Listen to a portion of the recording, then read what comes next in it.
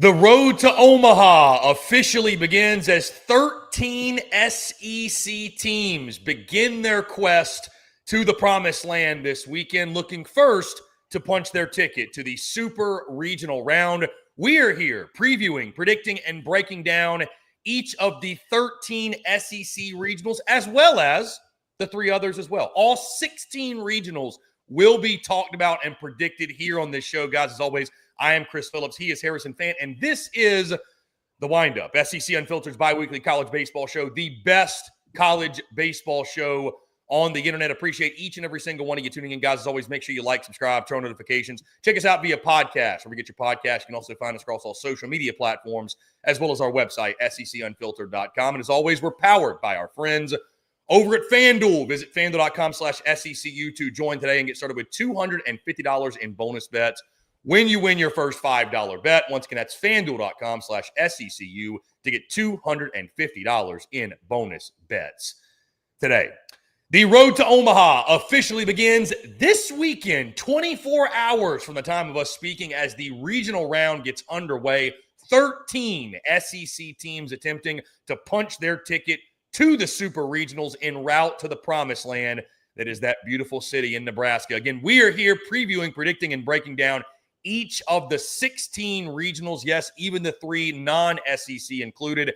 I am Chris Phillips. Helping me do so once again here on the WINDUP, my good friend who's done it with me all season long, Harrison Fant. Harrison, what's going on, man? Appreciate you taking the time.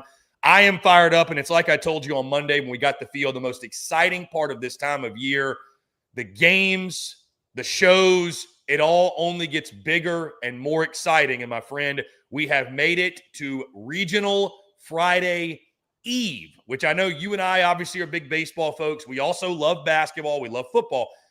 This weekend to me is the equivalent of college baseball's first weekend of March Madness. I think it is very much so as a sports equivalent. Maybe it's not equal, but very, very, very close. It's going to be an electric weekend. I'm really excited to talk about it with you. Yeah, excited to be here and do it. And it's just the best time of college baseball of the year. The postseason tournament. It's like Christmas Day for college baseball. The road to Omaha continues. Only 46 teams remain. There can only be 8 that reach the mountaintop of Omaha, Nebraska, the College World Series, which we will be boots on the ground yet again covering. And I mean, the adrenaline's through the roof, Chris. I'm excited for this weekend, and anything can happen in college baseball. We know that.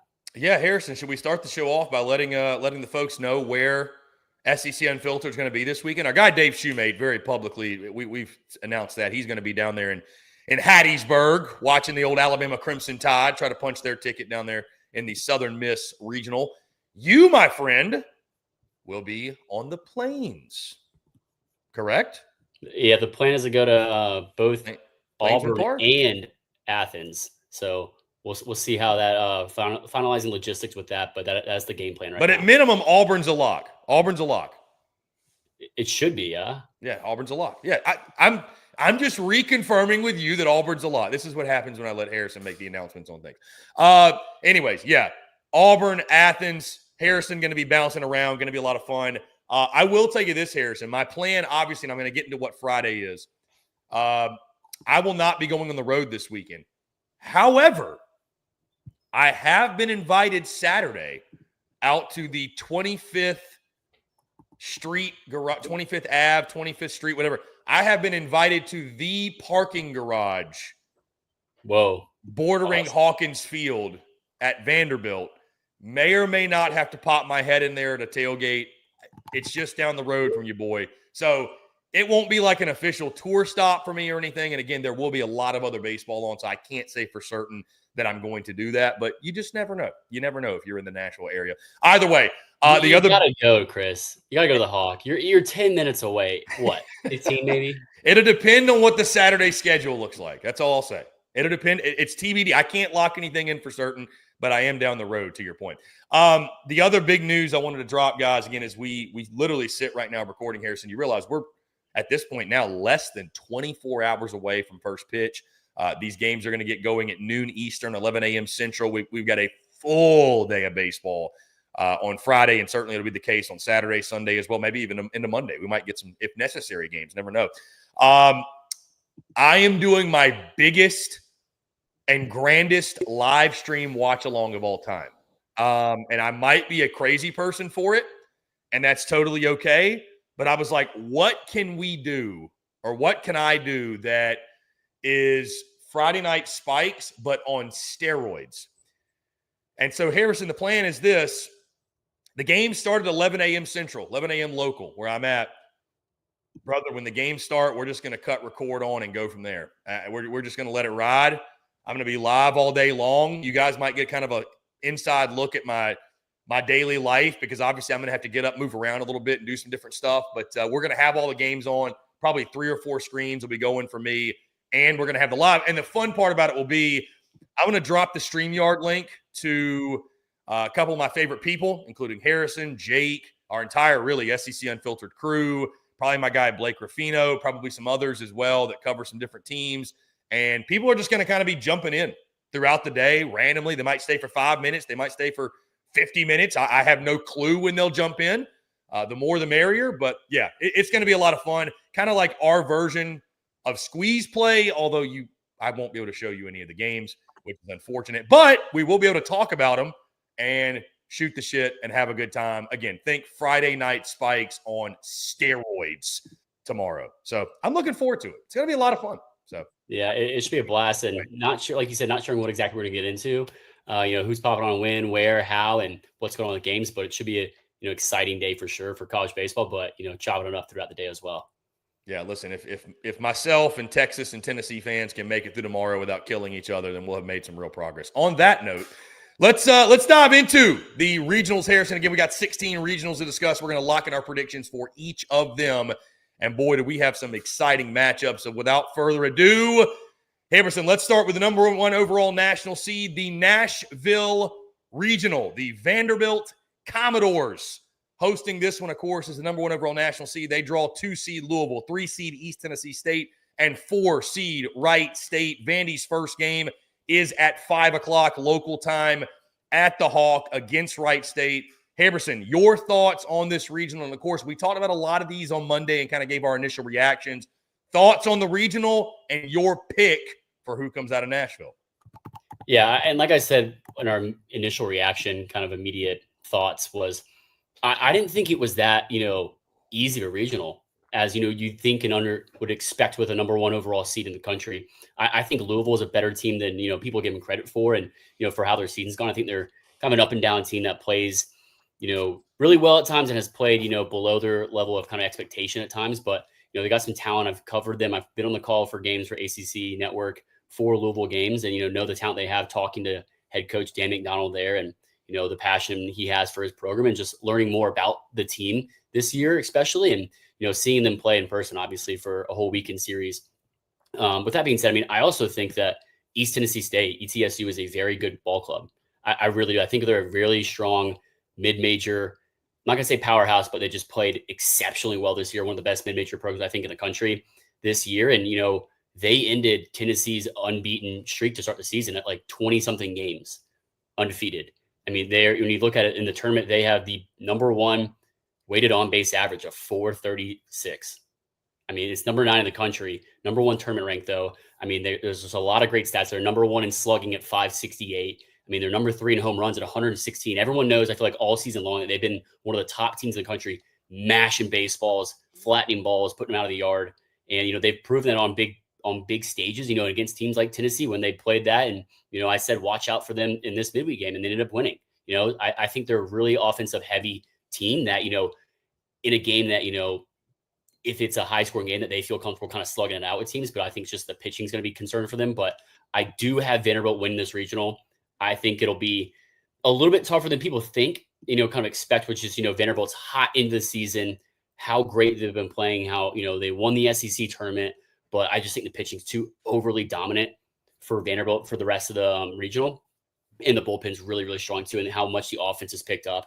The offense has been the best it's been all season, and maybe one of the best that we've seen in Vanderbilt in a few years for sure. To compound that with, one of the top offensive or top starting pitching staffs, when they have JD Thompson, Cody Balker, and Connor Fennell, who can start and go 5-6 innings, or who can come out of the bullpen and go 5 innings. We've seen both this year multiple times now. And then, the bullpen, they got a top 5 bullpen in the country in ERA, 4th in FIP, 2nd in WHIP, 9th in walk percentage, 2nd in strikeout percentage. I mean, it's one of the best, I think, complete pitching staffs across the country statistically. So I just think it's too much for the other teams in this regional to handle, and that Vanderbilt's going to advance out of their home regional. Austin Nye, too, another big name for them that's been starting he had a games. big outing. Yeah, Fennell's they've been kind of bouncing him around between starting and the bullpen. So sort of a swing guy. You can use him multiple ways. You and I have talked all season, Harrison, that the pitching controls the floor for this team. The hitting controls the ceiling. I think the floor with that pitching staff is still high enough. I mean, 2023, we saw Vandy as the 1 seed. They got knocked out, and that was when Oregon and I believe Xavier were in it as well. A little bit of that was a deep regional. It was a little bit different of a scenario is what I was going to say. And that's no disrespect to these teams because, Louisville did beat Vandy in a midweek earlier just this month. Yep. You mentioned East Tennessee State. We know they can swing it with the best of them. And that was right. Louisville beat Vanderbilt the midweek right before they played Georgia Tech that I covered the entire series on doing color analysis for. But Wright State, has been a really good historical ball club. Good program. Mid-major. Mm-hmm. They're 11th in the tournament rankings of weighted on-base average, 18th in the nation. They're 6th in the tournament in on-base percentage. They're 9th in the tournament in walks. They're 8th in the tournament in stolen bases. So they steal a lot of bags and they get on a lot too. So very offensive heavy ball club for them as well. The pitching staff is really what's kind of held them back this year as a whole. Across the board, starting in bullpen. So, it's going to come down to, offenses, carrying the load for East Tennessee State and Wright State to, if they want to have a chance to compete deep in this regional. With that being said, Harrison, I am going Vandy as well. I think the Vandy boys are red hot. And what I was going to say is that if the hitting goes quiet, I think that's the biggest fear, obviously, for Vanderbilt. If it does go quiet, I still think they would have enough pitching to get through the regionals. Now, do they have enough pitching to get through the Supers and through Omaha? That's yet to be determined. I think they're going to have to swing it. Obviously, the offense is going to have to complement what they're doing defensively and what they're doing on the mound. But I think even if the offense were to cool off this weekend, I think they have enough on the bump. You mentioned the 3-headed monster, especially the 2-headed monster with J.D. Thompson and Cody Bowker. From there, is it going to be Fennell that starts? Is it going to be Nye that starts? Do they go J.D. Thompson in game 1? I'll be very interested to see. That's a big storyline for all of these teams this weekend. I would assume they probably stick to status quo, but you just never know how some of these coaches may want to attack it. Either way, I think Vandy will pitch their way through this regional. Hawkins is going to be buzzing. It's not the easiest regional by any means, Harrison. You made that point. I think it was a good one, but I do trust the Vandy boys to find a way at home. They're red hot to playing their best baseball at the right time. Vanderbilt comes out of Nashville and advances to the Supers. Harrison, let's go to Hattiesburg, which is the 16 seed and who Nashville will face off against. Southern Miss hosts this regional. Alabama, the Crimson Tide of the 2 seed, Miami, the 3 seed, and Columbia, the 4 seed. This should be a fun one. Our guy Dave Shoemate will be there. Your thoughts on the Hattiesburg regional and who you are picking? Yeah, I think it'll be another fun one for sure. And I think that, I said in our initial reaction show that I think maybe Bama was that 17th team in the country, best team in the country, just with how they, I believe, structure the, worst 2 seed goes to the best 1 seed. The best 2 seed goes to the worst 1 seed. So I think that's kind of where Alabama falls in this because we know they were on the hosting line and, Rob Vaughn thought that they had done enough in Hoover to, make their case. And, I think it was a really strong case. Just, you can only have 16 hosts. I think it could have gone either way for, there was several teams fighting and, bidding for those last 2 hosting spots. But I think this is a really good spot for Alabama. I think, geographically it's super close to home. I think they're going to travel really well. It's not like you're going to be a 1 seed, have all this pressure on you as much, have a really, really strong, 2 seed maybe. But I think it's not going to be a slouch because they're going to have to face a Miami team that can play very strong baseball and had won some really big series this season. But Miami's also struggled down the stretch. So I think 1-7 in their last 8 games. They've had their slumps up and down. You're coming to the postseason a little cold, just not what you want to do. We talked about it. The key to going in a deep postseason run and making to Omaha, hot and healthy in late May.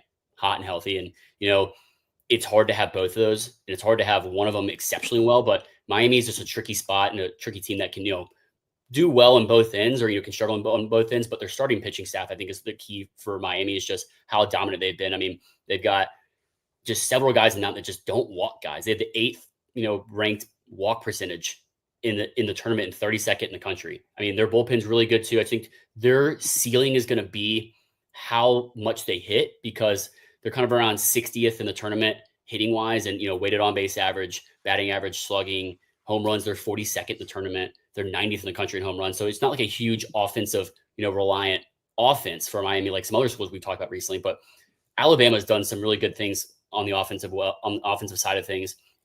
26th in the country in home runs, 38th in the country in walks. They strike out a ton. That was really the problem for Alabama. If they can limit that, they can have a lot of success in this regional. And their starting pitching has been great, especially in the SEC. I mean, you got, Zane Adams, Riley Quick, and you got several other guys behind that they can throw in, certain situations. We know Riley Quick didn't throw in Hoover, and I think that was the smart move. You don't want to, throw him if he's not 100%. He's still coming back from Tommy John.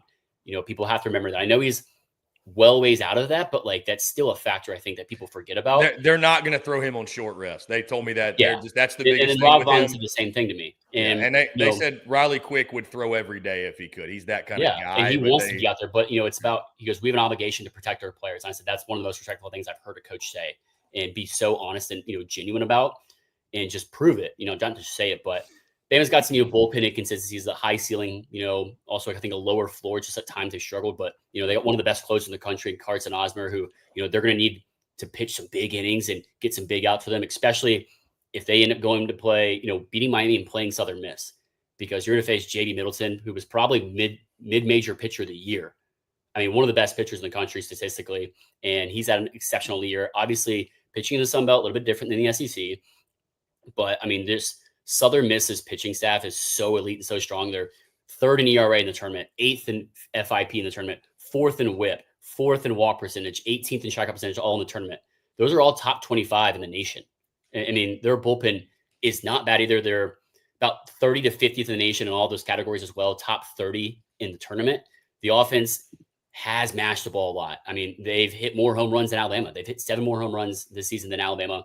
They don't steal a lot of bases is the problem. They've only stolen 16 bases. So that's kind of a thing that I wish they took more advantage of or did. But, they're kind of that, 10 to 20-ish range tournament rankings in a lot of offensive categories. So some upside there, but the pitching staff's what's leading them the way. But, they're going to have to pitch off because, I don't think you need to pitch Middleton against Columbia, and you shouldn't. But, whoever wins that 2-3 matchup, Bama, Miami, has to face JB Middleton. It's going to get all they can get and more. So it's going to be a tough matchup, and I'm excited to see that matchup for sure, especially if it's Alabama Southern Miss, which I expect it to be. And I think Alabama somehow just outlasts JB Middleton, just gets to the bullpen and finds a clutch hit and find a way and pulls off, I guess you could say, the upset as the 2 seed and wins the Hattiesburg Regional. Harrison, what I like about this show and what I like about today is we have a lot of differences in our picks, and I think that makes for a lot of fun for those who haven't seen the graphic yet. And I told you last night that, you got to try to think outside of the box a little bit when it comes to – and I think we both did that in our own respective ways. So I think that's a lot of fun because upsets are going to happen. It's not just going to go straight chalk where every single one wins. And I try to think of it, too, as like not every single SEC team is going to advance. That being said, I do, if you're Alabama, I think you're pretty happy with this draw you got. I mean, it's better than going to Chapel Hill. It's better than going to Tallahassee, I would say. I mean, I've said this all week. I think anytime you're an SEC team that is going on the road and you get to go to a mid-major spot, and that's no disrespect to the Pete. That's no disrespect to Southern Miss. But, just in comparison, I mean, it is what it is. So, with that being said, though, I am picking Southern Miss, the home team. The thing, too, I saw and this was a long time ago, but I saw Miami earlier in the season. I think Miami and Bama are kind of similar from the standpoint. I think both pitch pretty decently, pitch pretty well. Both lineups scare me a little bit. I don't expect Columbia to really make any noise in this. And the thing that I think really hinders Bama's chances, I think they are going to go Riley Quick in game 1. And just from the rest standpoint? Yeah, and I mean, here's the thing. I mean, Rob Vaughn said a few days ago that maybe this was at the end of the week last week, said there was like a 95% chance Riley Quick was starting game 1 of the regional.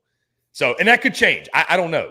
But I'm concerned with Alabama's bullpen depth. I thought that was something that really showed itself in Hoover. And granted, again, I'm not drawing conclusions from Hoover, but I just think their bullpen depth's a concern.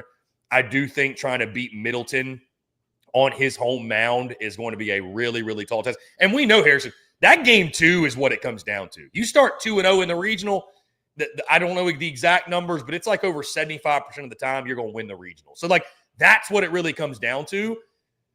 I don't know that I trust Tyler Fay or Zane Adams to go toe-to-toe with J.B. Middleton and beat him at his place. So you got to have Oswald go 2 innings and be clutch. Yeah, no doubt. And here's the thing I would say this, Harrison. I don't think Bama's a bad pick. I don't think Southern Miss is a bad pick. I think this one really is a coin flip. And obviously I'm pulling for Alabama. It's very, I'm not going to make that any secret, but Southern Miss is a really talented club. I will say this, Bama's beaten them already this season. They have beaten them in the midweek. Alabama was incredible in the non-conference, only lost one non-conference game all season and went undefeated in the midweek for the first time in school history. They didn't have to face Middleton, though. I think that makes the difference in the Saturday night game, and I think Southern Miss, I could see this even getting to an if necessary, but I don't think Bama is going to have quite enough. And I think it's either Bama or Southern Miss winning this region. I don't think it's Miami. Like you said, very hot and cold. They were cold down the stretch. I think it's one of those two, but I'm going to go with the home team. I think the Pete will be packed. I think it'll be rocking. I think Southern Miss, the 1 seed. And again, I'm thinking to myself, Harrison, I could very easily pick every single SEC team to advance and go chalk. It's just not going to happen that way. Yeah, I hope it does. Would not surprise me at all if Southern Miss won this region and just swept through it. Yeah, I hope it does. Out game from J.D. Middleton in game 2, and a little bit of offense production behind it. I would not be surprised at all. Like, this is a super close one for me. And opening lines for it were Southern Miss -105, Bama +175. So not terrible, but like not a huge favorite for Southern Miss. Indeed. No, it's going to be a lot of fun. This is going to be a really, really fun regional to watch. I'm going Southern Miss. I just think Bama can't sleep on this game versus Miami. And I'm not saying they're going. I just think like fans. Listen, hey, big for us, Harrison. SEC, ACC. It's got to just mean less for sure. But like Miami has to have. I don't know if who they're starting to look to see exactly, but probably maybe Griffin Hughes or Brian Walters maybe. But like their pitching's more so their strong suit. They just need more production outside of Daniel Cuvée, who's been one of the best offensive hitters I think in the ACC's OPS is 1161. He's batting 380 almost. I mean, he's just mashing baseballs. He's got 76 RBIs, but they just need more production outside of, him, Jake Ogden, and Derek Williams to go deep in this regional and, create a lot of, chaos and, hopefully continue their season past this. Not breaking any news here, Harrison, but if Alabama is going to come out of Hattiesburg, make a run of the supers, a guy like Justin LeBron needs to pop off and have it. Yeah, and you need offensive support around him too. I mean, we've seen him get cold too at times and just, Snell, the offense kind of go anemic as well. Montemalo, all those, but your stars have got to shine this time of year. I would think Justin LeBron's in for a big weekend. I know, but like Miami's won big series too. I mean, they've gotten swept by who was it? They got swept by Wake Forest. They swept Georgia Tech. They, I think they took the series from NC State. They got swept by Virginia. They lost the series to Notre Dame. So like very up and down season, but I don't know that it's postseason baseball. Anything can happen. Anything can happen. Again, I'm going Southern Miss. Harrison going Alabama. Harrison, let's move to the Tallahassee Regional. The Florida State Seminoles, the host in this one. 2-seed Northeastern, 3-seed Mississippi State Bulldogs, and the 4-seed Bethune-Cookman. And Harrison, you and I have talked that 2-3 matchup. That's probably the most intriguing. Maybe I'm biased, but most intriguing 2-3 matchup on Friday, Northeastern and Mississippi State. Northeastern winners of 27 straight. They're going to get a full dose of PicoCon. This one's a really interesting regional, Harrison. State's playing with nothing to lose. We're seeing the reports. Looks like it might be Brian O'Connor, the next head coach, which that'll be a whole separate thing we do talking about that. What a landing that would be. We'll talk about that at the end as well, too. I got a lot of information in regards to that. So your thoughts on the Tallahassee Regional and who comes out of it?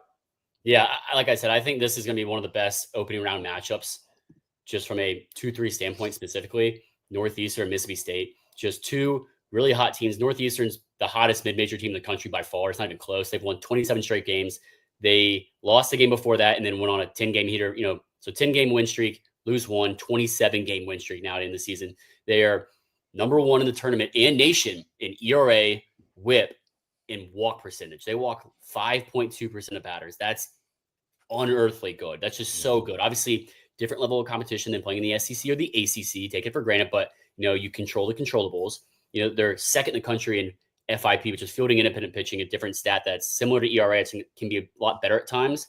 Their bullpen's top 6, top 8 in the country in all those similar statistics: ERA, FIP, WHIP, walk percentage. They don't strike out a ton of people, though, is what the interesting thing is, Chris. So it's not like you're going to get overpowered with, just a lot of 2-strike counts, I don't think. I mean, we've seen Mississippi State and a lot of the SEC teams that, you're getting deep in 2 counts with really elite pitching, and it's just a different kind of battle in the box. I don't think you're going to have that or see that from Northeastern as much, but that's where their strengths are lying, in the pitching staff, in stolen bases for Northeastern. I think they're one of the best stolen bases teams in the country. Got number 1 in the tournament, number 2 nationally. They have 192 stolen bases, Chris. So I talked about Southern Miss having less than 20. They have 192 stolen bases. So they're going to be swiping bags.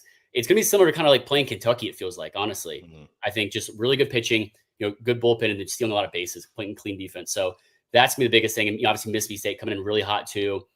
The Fighting Justin Parkers, as he took over in the interim, just the change in trajectory the season has taken since then. They got one of the best bullpens in this tournament, number 1 in FIP, number 1 in strike percentage, number 5 in whip, 26th in the nation in ERA, though, 18th in the country. But the offense has heated up. The slugging is number 6 in the country at 537. They need to reduce the amount of strikeouts and increase the amount of walks is what's really killing, I think, Mississippi State as a whole. Because other than that, like, their offense is, production is really good. But the winner of that matchup, good luck to him, Chris, because you got to face Florida State and expect a Jamie Arnold. I mean, we talk about, winning a 2-3 matchup and facing J.D. Middleton. Try facing one of the best pitchers in college baseball and one of the top draft prospects in Jamie Arnold. Just we've seen what he's done on, 2 full seasons now and what he's done in Omaha against, elite teams and how good of a pitcher and how high of a ceiling he is. Super unique guy, just such a mature pitcher. But it's going to be such a tough regional, I think, and hard to kind of battle that when you're battling such a hard 2-3 matchup that Florida State, I think, doesn't have any issues with Bethune-Cookman. All respect to them. Just I think they're going to be overpowering them on all sides of the ball. Didn't they beat Missouri earlier in the year? Were they one of the teams? Maybe not. Anyways, continue. I don't know, but does that really mean much? I just was wondering. If anything, Chris, that doesn't mean more. But no, it just means nothing. Yeah. Florida State's strengths is in their starting pitching staff. If you're going to get to Florida State, which I think more so Mississippi State's offense can do, you got to get to their bullpen. They significantly struggle statistically in their bullpen compared to starting pitching staff, which is top 20, top 15 in ERA, FIP, WHIP. Walk percentage is really, really bad, actually, for Florida State, surprisingly, but they're top 10 in strikeout percentage. So if you're going to beat Florida State, it's eliminating the offense of, big innings and getting their bullpen and just putting damage on their bullpen. So it's possible. It's going to be tough to do, but just the way that the 2-3 matchup is going to go between Northeastern and Mississippi State, I got Florida State riding high at home and Mike Martin Field and a little bit of magic there and winning this regional in Tallahassee. And it's like you said, Harrison, and as we go through these, not all 4 seeds are built equally. There's some 4 seeds out there with 40 wins or damn near 40 wins. And all due respect to Bethune-Cookman and maybe some others we talked about, it's not quite the same. So, I'm not normally a believer in pitching off or saving your number 1 for Saturday. Like I was talking about this with Mikey Matuk and Jared Mitchell, the show that I go on with them, talking about LSU. And we'll get there, obviously. But, I don't think they're going to save anybody or disrupt the rotation, anything like that. But these situations are all different. I think for Florida State, it makes a lot of sense. And what a luxury it is for them that they get to save a Jamie Arnold for a Saturday night against either Mississippi State or Northeastern. Again, we're fascinated by the Northeastern-Mississippi State matchup. I think if it is a battle of the bullpens, I think State's in a great spot. I mean, and you've watched a lot more ACC baseball than me this season. I mean, one of my lasting images of Florida State this season was them walking in like 7 runs in a game because their bullpen couldn't throw a strike or however many runs it was. They walked like 7 straight guys.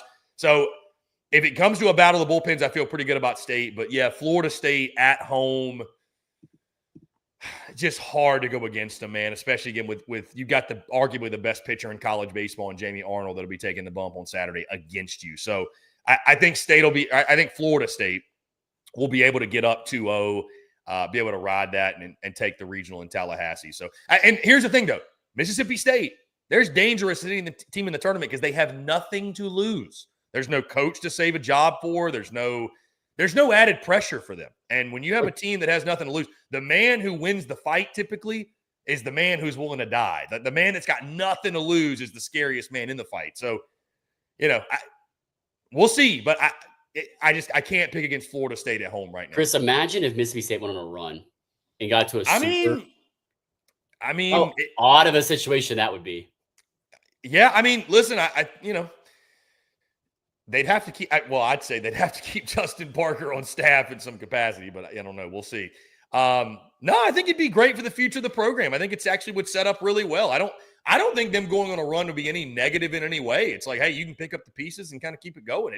It would also show, that this team has talent. Like I think early in the season there was some question that, and they made a move, and I think the talent has shined. And again, we talked to them there in Hoover literally last week, and I mean they told us, man, that there was a weight lifted, whether fair, right, wrong, and different. There was a weight lifted when there was a change made, and that's that's why you make a change. A lot of times that can happen. It's obviously paid off, but still think it's just too tall of a task to go into Tallahassee and take this region. Yeah. So I got to go Florida State. Yeah, but like I said, Northeastern, that a lot of people don't know about, especially in SEC. Like Mississippi State fans are going to get real accustomed to, Harrison Feinberg, Cam Maldonado, Jack Goodman, just their three top hitters. Two of them are which Harrison Feinberg's batting over 1,200 OPS, and you got Maldonado who's over 1,150. So there's a lot of offensive power in this regional too with the big arms, but should be exciting. And I think a really deep regional, one of the deepest on the board.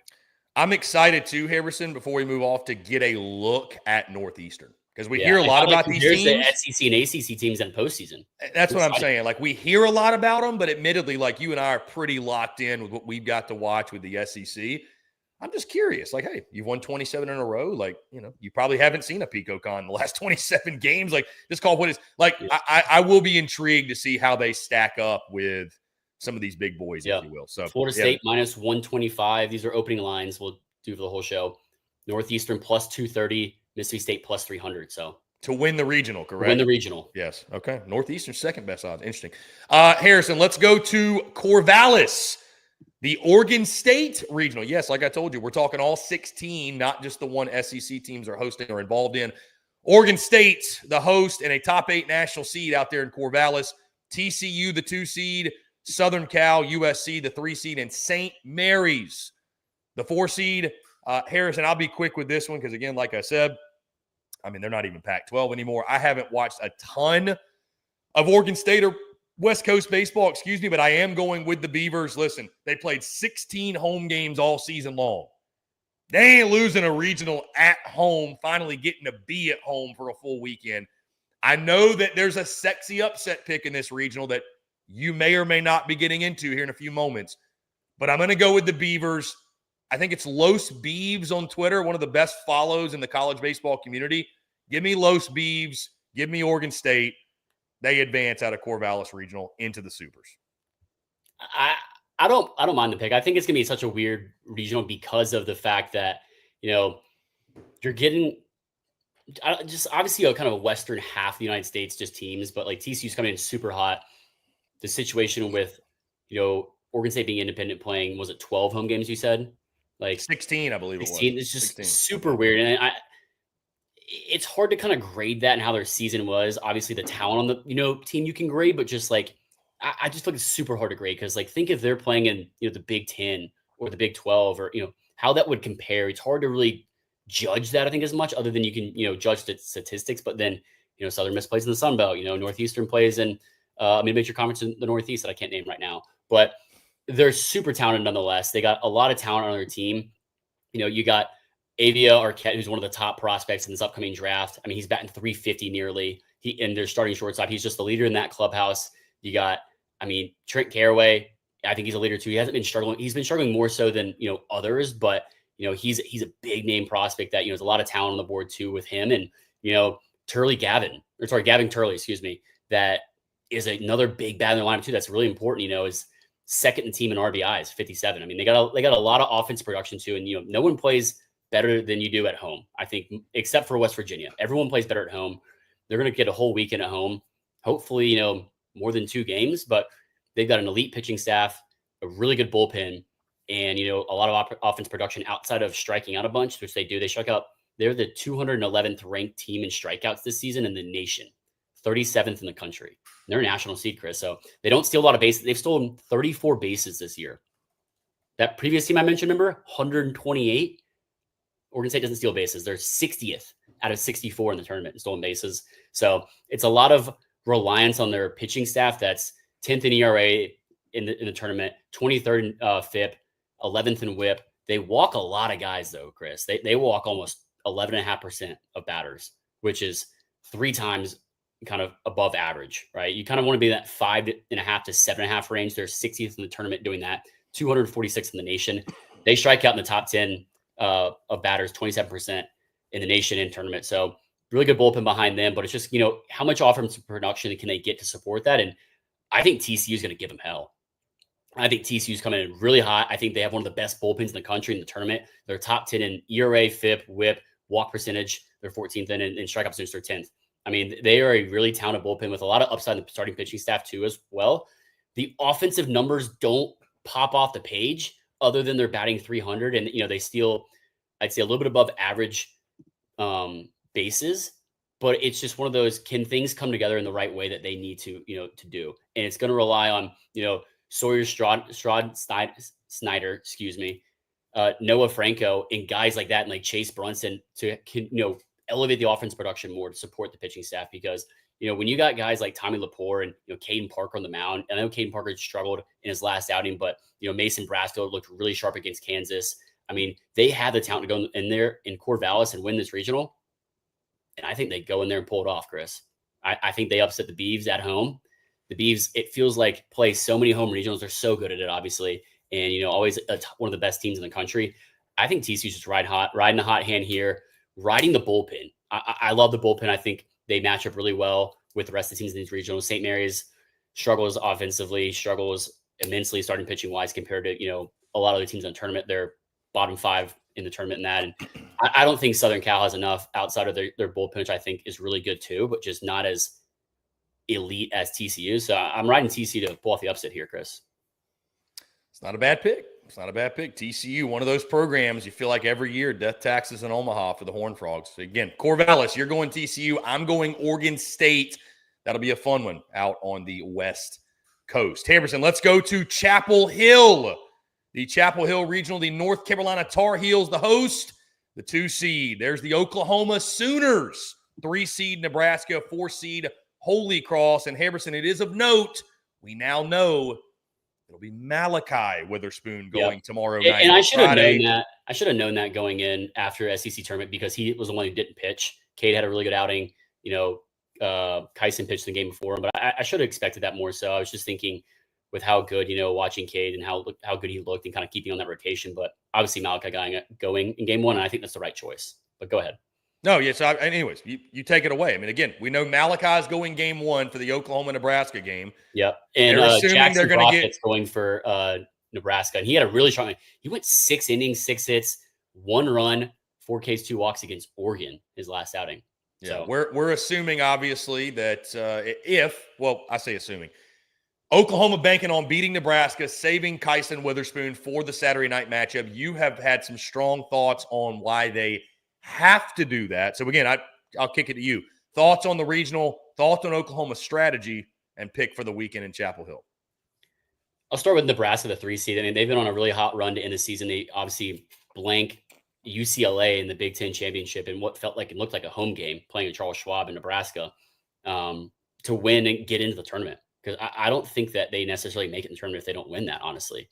And, you know, they're playing some of their best baseball right now. The offensive numbers do not, like, impress you at all compared to a lot of other teams. I mean, they're in the 50 range in weighted on base average, OPS slugging, home runs, I mean, walks, strikeouts, stolen. They're in that 50 range everywhere in tournament rankings, which is, you can only imagine what that is national rankings. It's like, you know, the 170s to 230s kind of range. Mm-hmm. Their starting pitching doesn't blow you away, even though they've had some really good starts from, like I said, Jackson Brockett, who's going to start in game 1 against Oklahoma. Ty Horn went 8 innings, 3 hits shutout against UCLA in that championship game. So he's, you know, if they can win this game versus Oklahoma and have him for UNC, that'll match up really well for them. It's just, all going to be about offense production for them. And I just find that so hard to believe that they're going to have enough to do so and beat Oklahoma in that game one because of the upside I like in Malachi and his arsenal. I think he has a really good outing. He needs it. I think he also does. He steps up to the challenge, and the bullpen they have behind them. I think they have one of the stronger bullpens that people don't talk about in the tournament. I mean, they're 11th in ERA, 5th in FIP, 13th in WHIP, 7th in walk. They don't walk a ton of guys, and 28th in strikeouts. Those are tournament rankings. And I think that Oklahoma just steps up. We talk about teams that, go deep in the SEC tournament, for example. Some of them have done well. Some of them have just been, not really rested after. I think Oklahoma's in that good mix. They played 2 games. They, got some innings and got their guys in reps and everything and just kind of stay in that flow of things. It's kind of hard to, because pitchers especially, but hitters too are such creatures of habit. But I think the offense production picks up. I think they rely a lot on stolen bases. They're 12th in the tournament in stolen bases at 113. I think they rely on that. They don't they don't strike out a ton. They're about average in the tournament, but I think they're going to draw a lot of walks and just have enough offensive production to overcome that. But man, you got to face UNC in that game too. And it's going to be one of the best matchups if we get that. I think either way, but more so Oklahoma. You got to face Golden Spike semifinalist Jake Knapp, one of the best pitchers in the country this season that I think a lot of people in the SEC don't even know about because he's in the ACC. It's kind of feels like an under the radar season because it's not a Jamie Arnold, or Lehman Doyle or, Kyson, obviously in the SEC, but North Carolina is just so good. They have one of the best pitching staffs, I think, in the country, starting pitching to bullpen. They're number 1 ERA in the bullpen. No one has a better ERA in the nation than UNC's bullpen. They're top 10 in WHIP. They don't walk a ton of guys. They strike out a lot of guys. Strike out 25% of batters, Chris. Every 4 batters, they got to strike out, basically. Their starting pitching is so strong with Jake Knapp and, the rotation that follows behind them. It's easy to see why they're a national seed when you got that. And you have Jason DeCaro, who's been a highly touted prospect and, expected to be the number 1 guy, but Jake Knapp comes in. You got Aiden Hugh, too, who's had some struggles in his last few outings, but, they got a really strong bullpen behind them of, Ryan Lynch, Walker McDuffie and guys like that. And, Cameron Seagraves that I think overpower a lot of what Oklahoma, it's going to be basically what Oklahoma sees in the SEC, but I just think it's going to be too much for them to handle. The offensive numbers are good enough to win the regional, I think, and step up a little more playing at home. I said this is probably maybe one of the most dispersed regionals geographically, 1 through 4 seeds of any, that I've seen in a while. It's probably this year too. But I just think that it's going to be so hard and such a dogfight for Oklahoma to get out of that first game that, they might have to use a lot more of that their heavy hitters in the bullpen than they would like to. And that, UNC is going to be rolling in hot and comfortable and having a lot of, their guys. I don't think they're going to have to use against, Holy Cross, all respect to them, that, they're going to be playing at home. We know how good of a coach UNC has and, how comfortable they are playing at home. They're always a national seed, and always in those postseason battles. We saw Chapel Thrill last year, Chris. And I think that UNC just ends up coming out as regional. I don't know if they're going to sweep through. I don't think so. It'd be really hard to do so, but I think they're just so talented and they come out and win this regional at home. Kyson Witherspoon against Jake Knapp, if we do get it, will be one of the most legendary matchups of the regional weekend. And I hope we get it. It'll be pure sentiment. And I will tell you this, because I'm also going North Carolina. I'm going with the Tar Heels. And I think if anyone... SEC schools are not picking. I'm picking more than a few not SEC schools. But this is one I think everybody consensus agrees on. If North Carolina were to not come out of this regional, it would be one of the biggest upsets of the college baseball season. Dare I say one of the biggest of the weekend, undoubtedly, because there's a lot of folks picking them to win a national title right now. That seems to be a very popular pick amongst those that do such things in the college baseball community.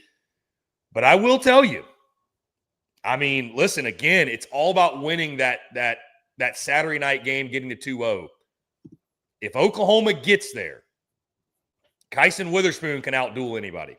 So, obviously Oklahoma's lineup will have a challenge of their own going up against Jake Knapp, and you're probably banking on that being a low-scoring game. But I'm just saying, you get to Saturday night, beat Nebraska, you get to Saturday night, who knows? I'll be locked into that one. Every pitch. Absolutely. That'll be must-watch TV. And, I think for any regional, it's important to go 2-0, especially when you use your ace in that game too, more times than not.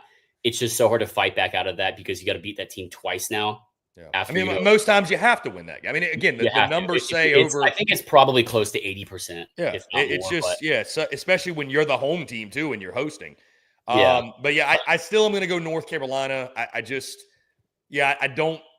don't really trust the offensive upside of Oklahoma, especially again against some of the arms they're going to face. It's been iffy, but in my heart, I wanted to pick Oklahoma to pull the upset. I just couldn't pull the trigger on it. So I'm going to go North Carolina. This is just Harrison, to me, this has just felt like an Omaha team all season. I don't They've been so consistently good, Chris. I mean, they're playing some of their best baseball. They just ran through the ACC tournament. Crushed Clemson dominated the championship. Dominated. So I think North Carolina's the pick here, but I tell you, again, if we get Kyson Witherspoon, Jake Knapp Saturday night, get your popcorn ready. Kyson Witherspoon versus this UNC lineup of, Kane Kepley, Jackson Vanderbrake, Luke Stevenson, Gavin Gallagher, who had the big swing last year against LSU. Legendary swing, I think. And, Hunter Stockley, I think it's a really deep lineup for UNC that's going to challenge whoever they play in that game too. I think they take care of business in game one, but it's going to be a deep lineup for, Kyson to handle or whoever else it is. No doubt. So again, Chapel Hill Regional, both Harrison and I going North Carolina, but don't sleep on those Sooners. Don't sleep on those Sooners. All right, Harrison, let's go to Eugene, Oregon. The 12-seed Oregon Ducks out on the West Coast, hosting 2-seed Arizona, 3-seed Cal Poly, 4-seed Utah Valley, the former home of Danny Dickinson over at LSU, most notably. Harrison, really quickly, again, I think there's going to be an upset in one of the two Oregon regionals, that being Oregon State and Oregon. This is the one I'm picking the upset. Give me Arizona. Bear down. Arizona comes out. They beat Oregon at their place. They advance to the Supers. Your thoughts on Eugene and who you picking? I think it's great that, we get West Coast regionals because it shows the depth of college baseball across the board. Obviously, it's not like a Cal State Fullerton that we're kind of used to back in the early 2000s, but I think Oregon's been such a stable program and such a, elite program now in a new conference in the Big Ten, and just how dominant it kind of felt like they went through that consistently at the top end of that throughout the year, unlike some other teams that ended at the top of their regionals or ended at the top of their conferences entering regionals. But I just think, Mark Wasikowski, the head coach of Oregon, just does such an elite job of, recruiting to Oregon, which isn't easy to do. I mean, when you can go play in California, you can go play in Texas, you can go play in the SEC, there's other places that they just consistently get talent. And they have one of the best pitchers in the country, in Grayson Grinso, on their roster as their ace. I mean, he's had every outing he goes is 7+, except for, the one against Nebraska this most recently. I mean, he had, I think, nearly a perfect grade against Iowa, going 7 innings, 2 hits, no runs, 8 Ks, 1 walk. I mean, he is one of the best pitchers in the country. Another guy like Jake Knapp, who is a Golden Spike semifinalist, Golden Spikes Trophy presented by Chinook Cedary. So just having to plug that there. But I think that this region was going to come down to, I want to say more than offensive production, but just kind of the offensive production of Arizona versus Oregon. And I think it's just substantially better for Oregon in all facets of the game. Kind of, they don't strike out a ton. They steal, a decent amount of bases, kind of middle of the pack for the tournament. They're top 20 in weighted on base average. They 5th in home runs. They hit over 107 home runs this year. They're 9th in the country. Just a lot of offensive statistics that Arizona struggles with. I mean, they're kind of in that 48 to 55 range statistically in all these offensive, important categories. Arizona is.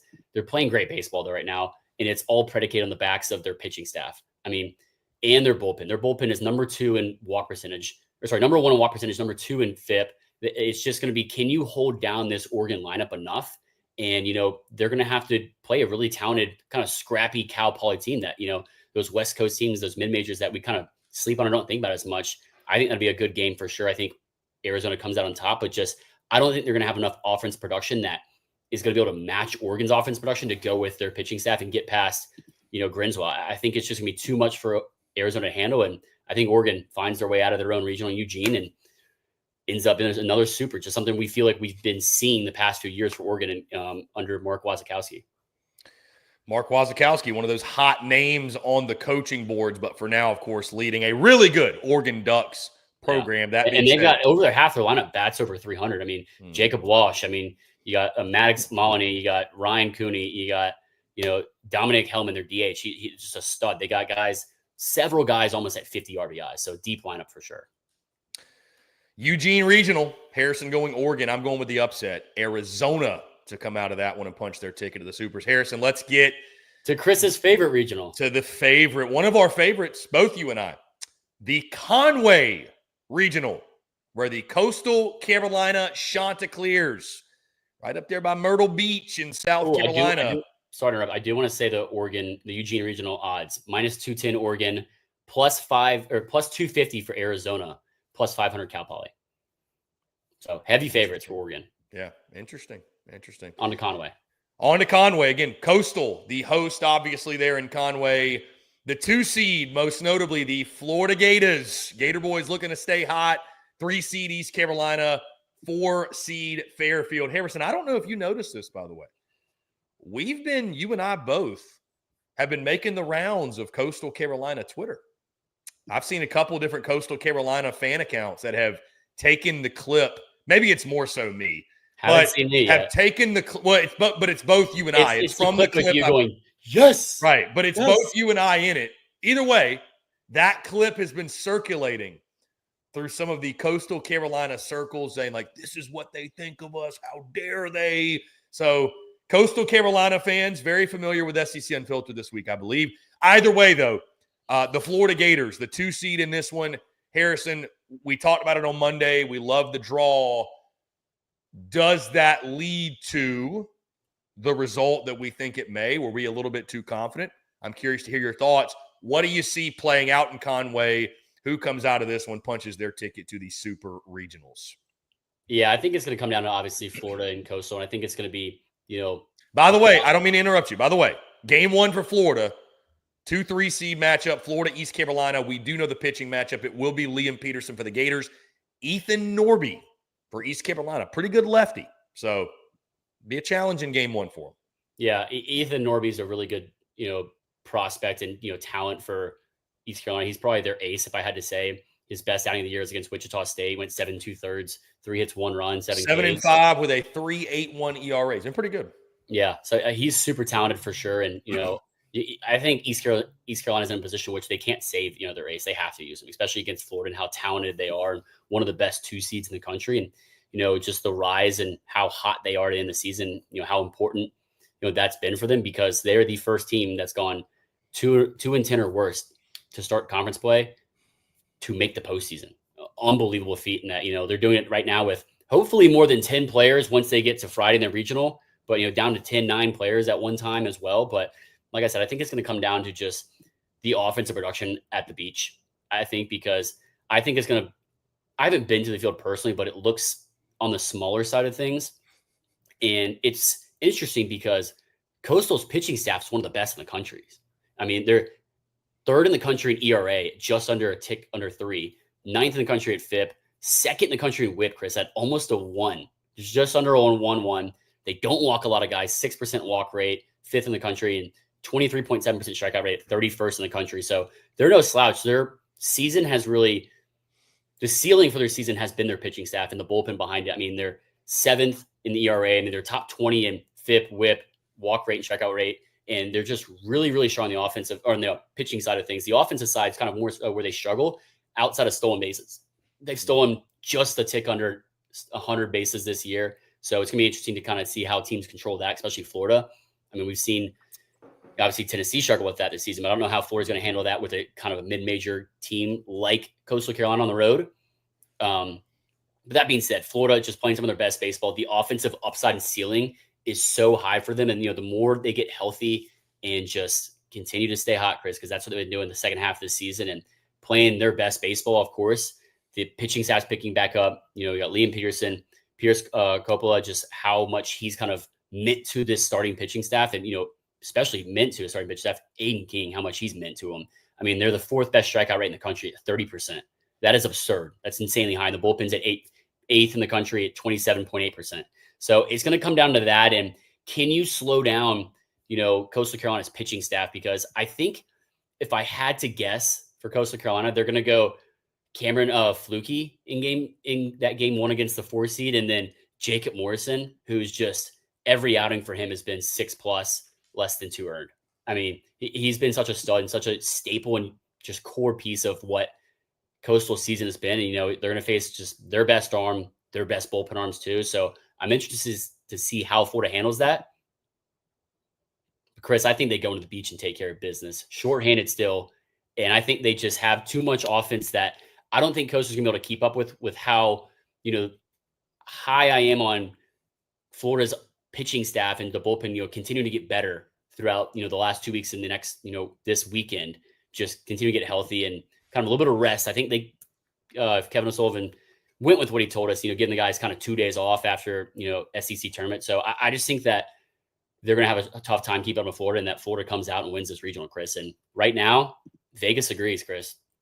Conway Regional, Florida -115. Coastal Carolina -110. East Carolina +1,000. So, yeah, was about to mention our friends are at FanDuel the same way, -120, where I'm looking for Florida. They are the favorite either way to win it. I will say this again. My thoughts on the draw for Florida, very, very well documented at this point, and I appreciate all the Coastal folks. Listen, we love the passion for college baseball, and I know Coastal's got a very passionate fan base.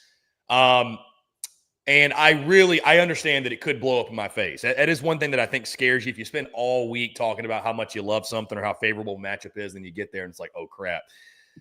That said, though, I'm not wavering off this. As soon as I saw it, I know Florida was giddy about it. I was giddy about it. You were giddy about it. Those of us pulling for the SEC to get as many teams to Omaha as possible were giddy about it. The path works out so well for the Gators comparatively to where you could have gone. It's no disrespect. Coastal's got a great program. Like, I'm from the state of South Carolina, growing up in South Carolina. One of the best mid-majors. Coastal was one of those programs you wanted to play at. Like, it's elite level baseball. Like, it's a really, really good program. East Carolina has been a great program over the years. This one's a little bit different for Cliff Godwin, obviously. I don't think I've seen many folks picking the dark horse run to Omaha like we've seen in years past. That said, Harrison, I love the draw for Florida. I love the way the Gators are set up. It's like Ty Evans told us. They may not be healthy, but they are hot, and they're hot at the best time of the year.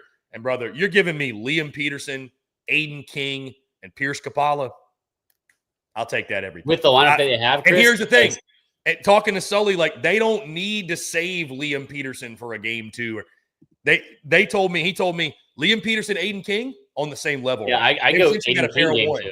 Yeah, they've essentially got a pair of ones right now on those two guys, and Capalla is only getting healthier and going a little bit longer each start. And, I mean, he's a 6'8" lefty that throws 95 miles an hour. So, yeah.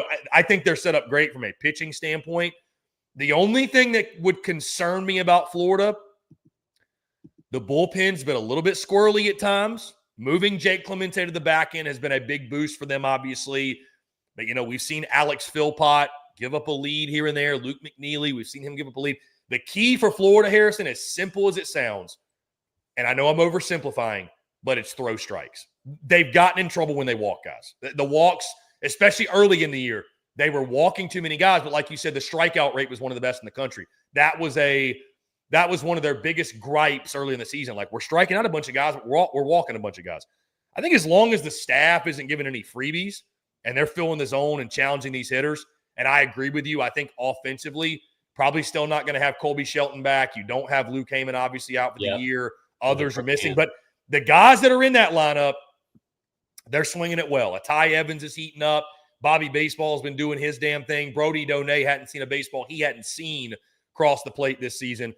I think Florida, this is the time of the year where the Gators shine. I think going on the road actually fits the DNA of this team really well. That chip on the shoulder. This team's been fighting through adversity all season long, and I think they'll look at it more. They may be the favorite in Vegas, Harrison, but they're going to take this weekend as we're the underdogs. They sent us on the road to Coastal Carolina, and I think that fits who they are and who this team is really well. And I just think they ride that dominant pitching, hot hitting. I just think the Gator boys stay hot. They're going to stay hot in Conway. And listen, if I'm wrong, I'm wrong, and Coastal Carolina fans can have fun with us, but you're going to have to show me. I know what I've seen from Florida, and what I've seen tells me Florida's going to go into Conway and punch their ticket to the Supers. Yeah, and I think Coastal's a great program. They're one of the best mid-majors, consistent mid-majors the past probably 10 years, And what Kevin Chenal has done at Coastal, under his helm now, succeeding Gary Gilmore after the legacy he's left and what he's done for built Coastal and building up to a national champion.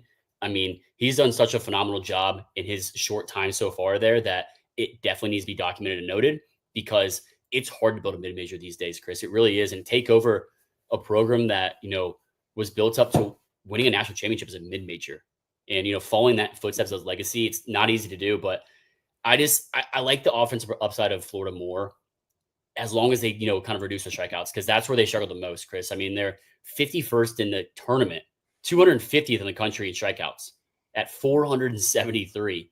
I mean, Coastal's right up there with them neck and neck, literally at 466, but that's kind of Florida's kryptonite. And if they can eliminate that, the upside with the power and the bats, obviously you lose Luke Heyman, a double-digit home run guy, but, you got a lot of pop throughout the lineup. Coastal doesn't have as much pop throughout the lineup, surprisingly. Only got one guy, double-digit home runs, Blake Barthel, who's unbelievably talented, but it's just you don't have the depth of, extra base hits and home runs that Coastal doesn't, that, Florida, I think, has more so and has more upside in. So Gator boys stay hot, Chris. Gator boys stay hot. Gator boys stay hot. Hey, I've never seen a Gator that didn't like the beach. Punching their ticket to the Supers. Who will Conway face off against? That would be Harrison, the Auburn Regional. Down in the Plains, where you're going to be spending some time this week. And the Auburn Tigers, the 4 overall national seed. Whether you agree, you disagree, what have you, that's what they are. Auburn welcoming down to Plains in Park the 2-seed NC State, 3-seed Stetson, and 4-seed Central Connecticut State. Harrison, your thoughts on this one? Butch Thompson's club has been a great story all season long. Obviously, in their first game, they will get Central Connecticut State. I am curious what Auburn does from a pitching standpoint. Who do they go with in game 1? Who does that set up in game 2 for the NC State Stetson game? But Harrison, you and I talked on Monday. Feels like a pretty favorable draw for them at Plainsman. Your thoughts on the weekend, who comes out of the Auburn Regional? Yeah, I think it's a really favorable draw for Auburn. I think they got a great... Sorry, Jesse. It's a favorable draw. Sorry. Stetson's, went on a heater, and they won their co-tied champion, their conference tournament. It's a 40-win club. After a 7-hour lightning delay, they just called it co-champions there. And so that was a huge reason for them getting in with their RPI at 63 and 129 strength of schedule. And I don't think you get an elite 2-seed in NC State, with all due respect to them, compared to others, like, the way Florida's playing right now.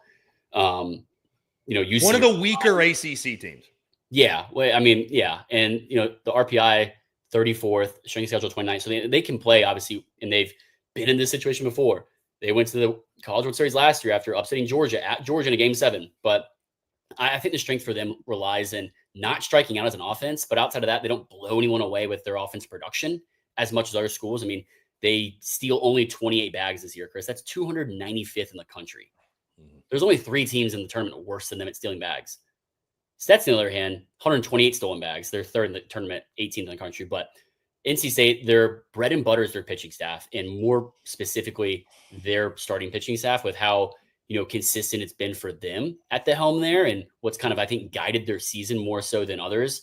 Dominic Fritton, Ryan Marin, if I'm pronouncing that correctly. I mean, they've had some up and down starts, but they've had a lot of upside in big starts.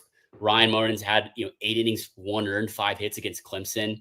He's pitched well against Stanford too. I mean, I think this is a situation in which I don't know how they go pitching staff wise, but I just think Auburn's going to come in here too hot, too confident, playing well at home, playing great baseball. I mean, their bullpen has been playing incredibly well, and just pitching, it feels like, at such a high and elite level. I mean, they're 9th in the tournament in FIP, 15th in tournament in WHIP. They don't walk a lot of guys, 8.8% walk percentage. That's 8th in the country, 6th in the tournament. They strike out about 25% of batters. The starting pitching staff, with Samuel Dutton and, the guys around him that can pitch and have a lot of upside, I think, like Christian Chatterton, who's had some really strong outings. He's pitched well against Georgia Tech. He's pitched, pretty well in a short start against Tennessee.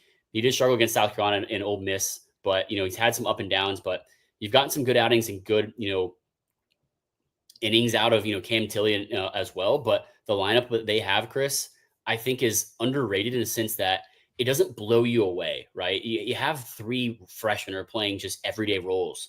That's just so impressive. I think most notably Chris Rembert, who he's batting .350, Chris, as a freshman in the SEC. 10 home runs, 40 RBIs, 35 walks, and 35 strikeouts. So he's really got an incredible plate discipline, especially for a freshman, but in the SEC too, and double digits in doubles as well. 65 hits in the year, Chris. Just like the lineup that has really expanded. We talked about how important it was throughout the season to be more than just Ike Irish and Cooper McMurray. Those are the two premium headline names of this lineup, and it runs through them. But like having the support of him and, Eric Guveria around him, Lucas Steele around him, Eric Snow is batting almost 300, playing a premier position at shortstop. He's seen the ball well, and, double-digit stolen bases, 30 RBIs. I mean, they got a lot of guys in that are producing at a high level, and I think it's that, it's going to be too much for what I expect NC State's lineup to keep up with, just because of how much of a level that they play consistently in Auburn, especially at home. So expect a sold-out crowd in Auburn in which they win the regional and move on to the Supers with a, maybe Butch Thompson, another hot name we talk about around the SEC, and but I know he's locked in on this and just how important the season is, and just the talent this team has that, like I said, it's flown under the radar, I think, because it is not full of big-time prospect names like Liam Doyle, Kyson Witherspoon, Max Ballou, Cade Anderson. It's not full of Jared Joneses, but they get the job done and they play at a really high level and have proven it throughout this entire season. And it's a reason why they're the number 4 seed in the country. And Auburn, a big favorite this weekend per our friends at FanDuel. They're minus 230 to win this regional. NC State plus 280, Stetson plus 650, Central Connecticut plus 4,000. Harrison, I'll keep it short. And I'm also going Auburn as well. I think they actually cruise to this one. I agree with you. I think Auburn, excuse me, you could argue, were they a little bit overseeded? It's an argument to be had, but the bottom line is this. They are the 4 overall national seed, the only top 8 national seed without 40 wins. With that being said, though, I do think one of the best teams in the country. You mentioned they don't have household names like some of the others.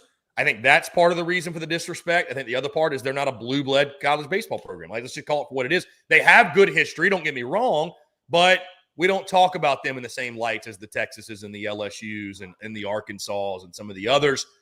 That being said, this is a really good program, really good team, hell of a head coach in Butch Thompson. I do think Stetson's a little bit dangerous. NC State, so hot and cold, you never know. But I think Auburn cruises to this one. I really do. I think at home, I think Plainsman's going to be jumping. That's a really underrated. Hey, sold out crowd. They added additional seating just for the regional, Chris. Platforms. Yeah, it's going to be jumping. It's going to be a really fun weekend down in the Plains. That fan base will show up. Small ballpark, though. It's really small ballpark, just kind of seating capacity-wise. And, they have the little mini green monster in left, which is super cool. Really unique stadium. Yeah, Chris Rimbert, that's the name to watch this weekend. That dude is an absolute electric factory. And Auburn's been really good on the bump, too. I think a really complete team, really complete club. I think Auburn hosting gets out of their own regional, and I think they sweep through it, honestly. I'll call the sweep on it. Auburn 3-0 gets to the Supers. Harrison, we got 8 more regionals to go. Before we do, I want to tell you about our friends over at FanDuel. We're talking about all these lines and spreads and regional odds and what have you. Of course, we're always brought to you by our friends at FanDuel. Guys, the wait is over. Baseball season's finally here, and you can start the season strong on FanDuel, America's #1 sports book, because right now FanDuel is celebrating the return of baseball by giving new customers $250 in bonus bets. If your first $5 bet wins, FanDuel's got so many ways for you to get in the action, from hits to steals to home runs. They got a lineup filled with all your favorite bets, or if pitching's more your thing, FanDuel's got a deep bullpen of bets from strikeouts to shutouts innings. So when you place your first bet, it can be almost anything, and if it hits, you'll get $250 in bonus bets. And guys, like I mentioned, we actually already, Harrison, this just in. We're already starting to get some individual game lines. Their money line right now, run lines will be out probably within the next few hours.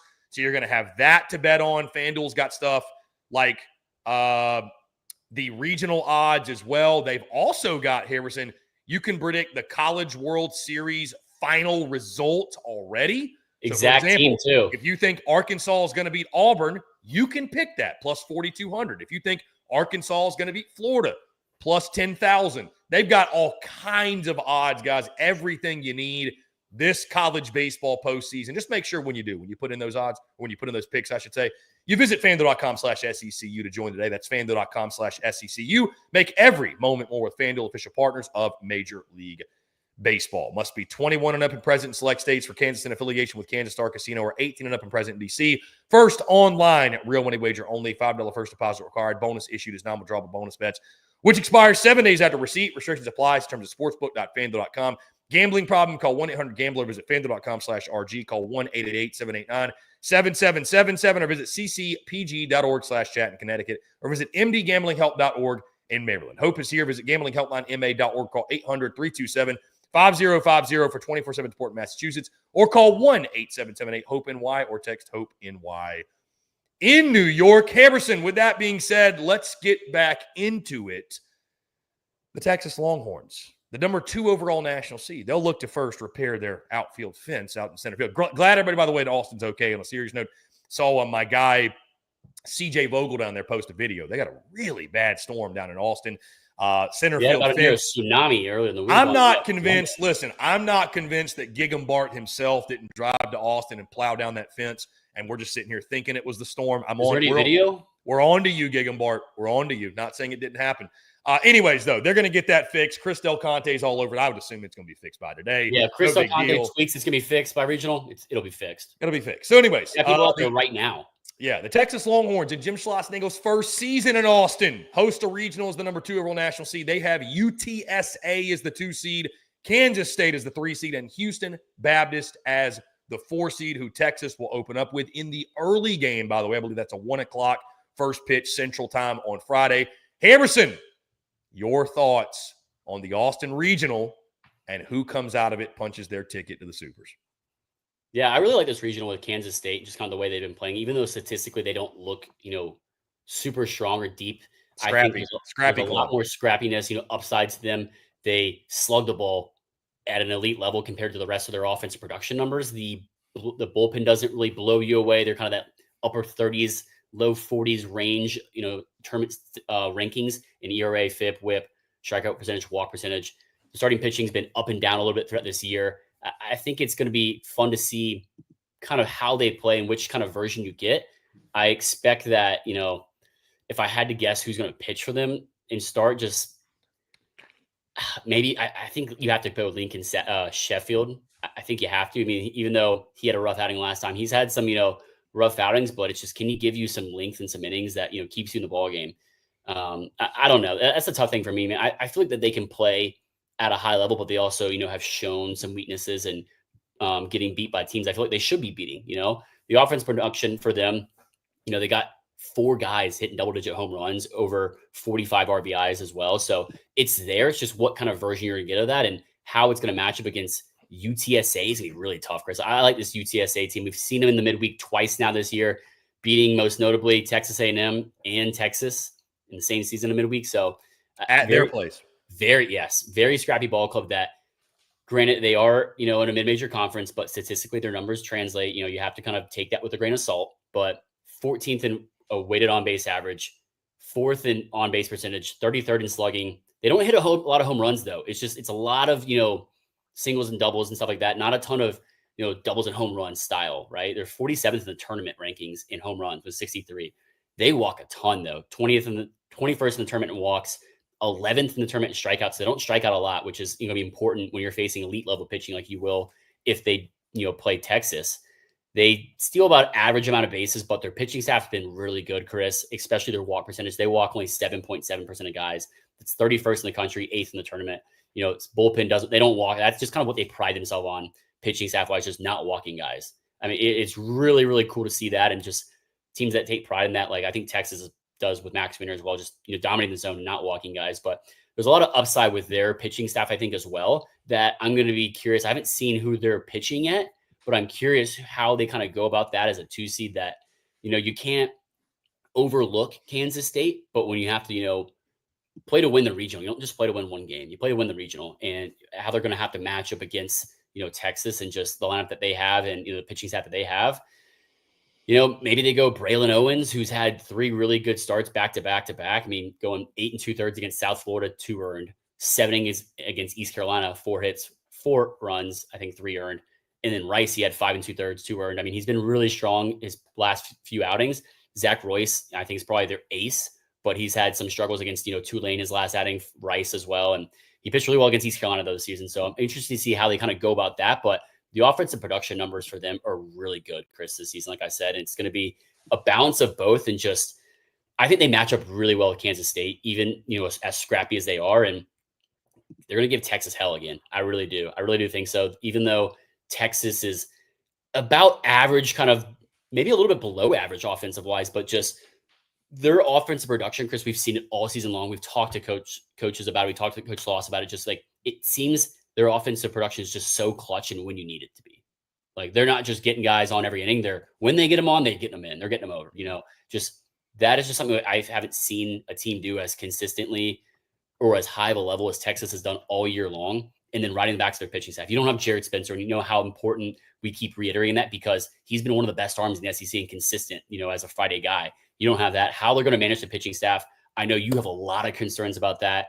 Ruggiero has had some struggles his past couple outings, but, just statistically, I'm such a big believer in Max Wiener and how he's, changed 2 programs in 1 year each, at Texas A&M last year and then at Texas this year. And just the implementation of his philosophy, it has been night and day in the immediate impact it's had, especially in the bullpen, Chris. They're 2nd ERA in the bullpen, 6th in FIP, 1st in WHIP, 43rd in the country in walk percentage, and 14% strikeout percentage in the nation. Their bullpen, one of the best in the country, obviously headlined by Dylan Valentis, Max Grubbs, Thomas Burns as well. But I'm interested to see how they kind of go pitching staff wise. I don't think you need to throw, Luke Harrison in game 1 against Houston Christian. I just think if you can't beat Houston Christian, you don't deserve to win this regional at all. You deserve to go 0-2 if Texas loses to Houston Christian.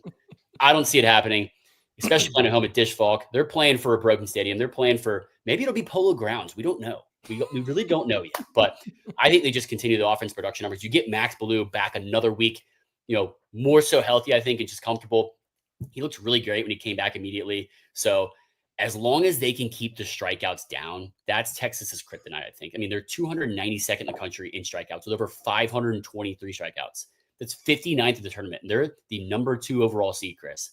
That, and if they can steal a little bit more backs, that'll help too. But I think they have a lot of production in the lineup and just the timely hitting, the clutchness, playing at home, the bullpen stoppers. I mean, Dylan Valentis, I think, is one of the best pitchers in college baseball in the bullpen. He's proven he's, SEC player of the year or SEC freshman of the year, over Garrett Curie on how, that kind of an argument went down. But I think that just the bullpen stops UTSA in a tight game that they're going to have to limit the early offensive production from UTSA. And they find a way to win it, just a clutch hit or two, Chris, and pull off, I think an emotional regional win at home in their first year in the SEC, Chris. It's a good pick. Texas is a good pick. Like you said, we got to see them up close and personal in Hoover and talk to the staff, and they were great. You remember what I told you earlier this season, Harrison? When some people zig, you zag? Well, that, yes. But what I told you earlier this season was I will doubt Texas all the way to Omaha if I have to do it. And I'm doubting them. I'm going with the upset of all upsets. The road runners who have already gone into Austin and took a game this season go into Austin again and beat Texas again, walk in their trap and take over their trap and take the regional. Give me UTSA. Again, like I said, and what's funny about this pick, and by the way, I shouldn't have to say this. A pick is never personal. There's a group that thinks I'm like anti-Texas, total Texas hater. Then you got Texas A&M fans that think I'm jinxing Texas because I want them to get to Omaha. So like there's a bunch of different schools of thinking out there. Yeah, I mean, listen, the way Texas played on the stretch at the end of the season concerned me. They are, I think they are getting healthy. I believe Jonah Williams is going to be back this weekend. Maybe. I don't know that we've really heard an update, but that was the plan. I mean, yeah, that was the expectation. That was what Schloss told us. They're expecting to get healthier. Max Ballou obviously has been in the lineup the last few weeks. He should be feeling as good as he's felt in quite some time. But yeah, I mean, I'm the inconsistencies in the lineup concern me. That this is not a Texas team that I think is going to go out there and bop it all around, which is going to put a lot of pressure on their pitching. And I listen. I mean, I'm not saying they can't do it, obviously, but without your ace, I'm just concerned. I am concerned. So I'm going with the upset. I'm thinking a little bit outside of the box here. This is a win-win for me here. Because either I'm going to call one of the biggest upsets of the regional weekend or Texas advances to the Supers. If you don't think I want Texas to get to Omaha, you're absolutely insane. That being said, though, there's going to be some hosts that lose. There are. And ever since Jared Spencer went down, I felt like Texas was going to be as gettable a top 8 seed as any in college baseball. and you got a UTSA team, I think, and a Kansas State team that's scrappy too. Like, don't sleep on the Cats. So I'm thinking I'm zagging when everybody else is zigging, or zigging when they're zagging. Either way, I'm going UTSA. Come out of Austin, take the regional. For you, wow. I mean, I like the idea and the philosophy of, it's a win-win. Either, Texas wins the regionals that much closer to Omaha, which is good for, SEC and SEC Unfiltered, or you're right and pick every SEC team getting to Omaha. Like, we would prefer all 8 spots be filled by SEC teams. That would be our dream scenario.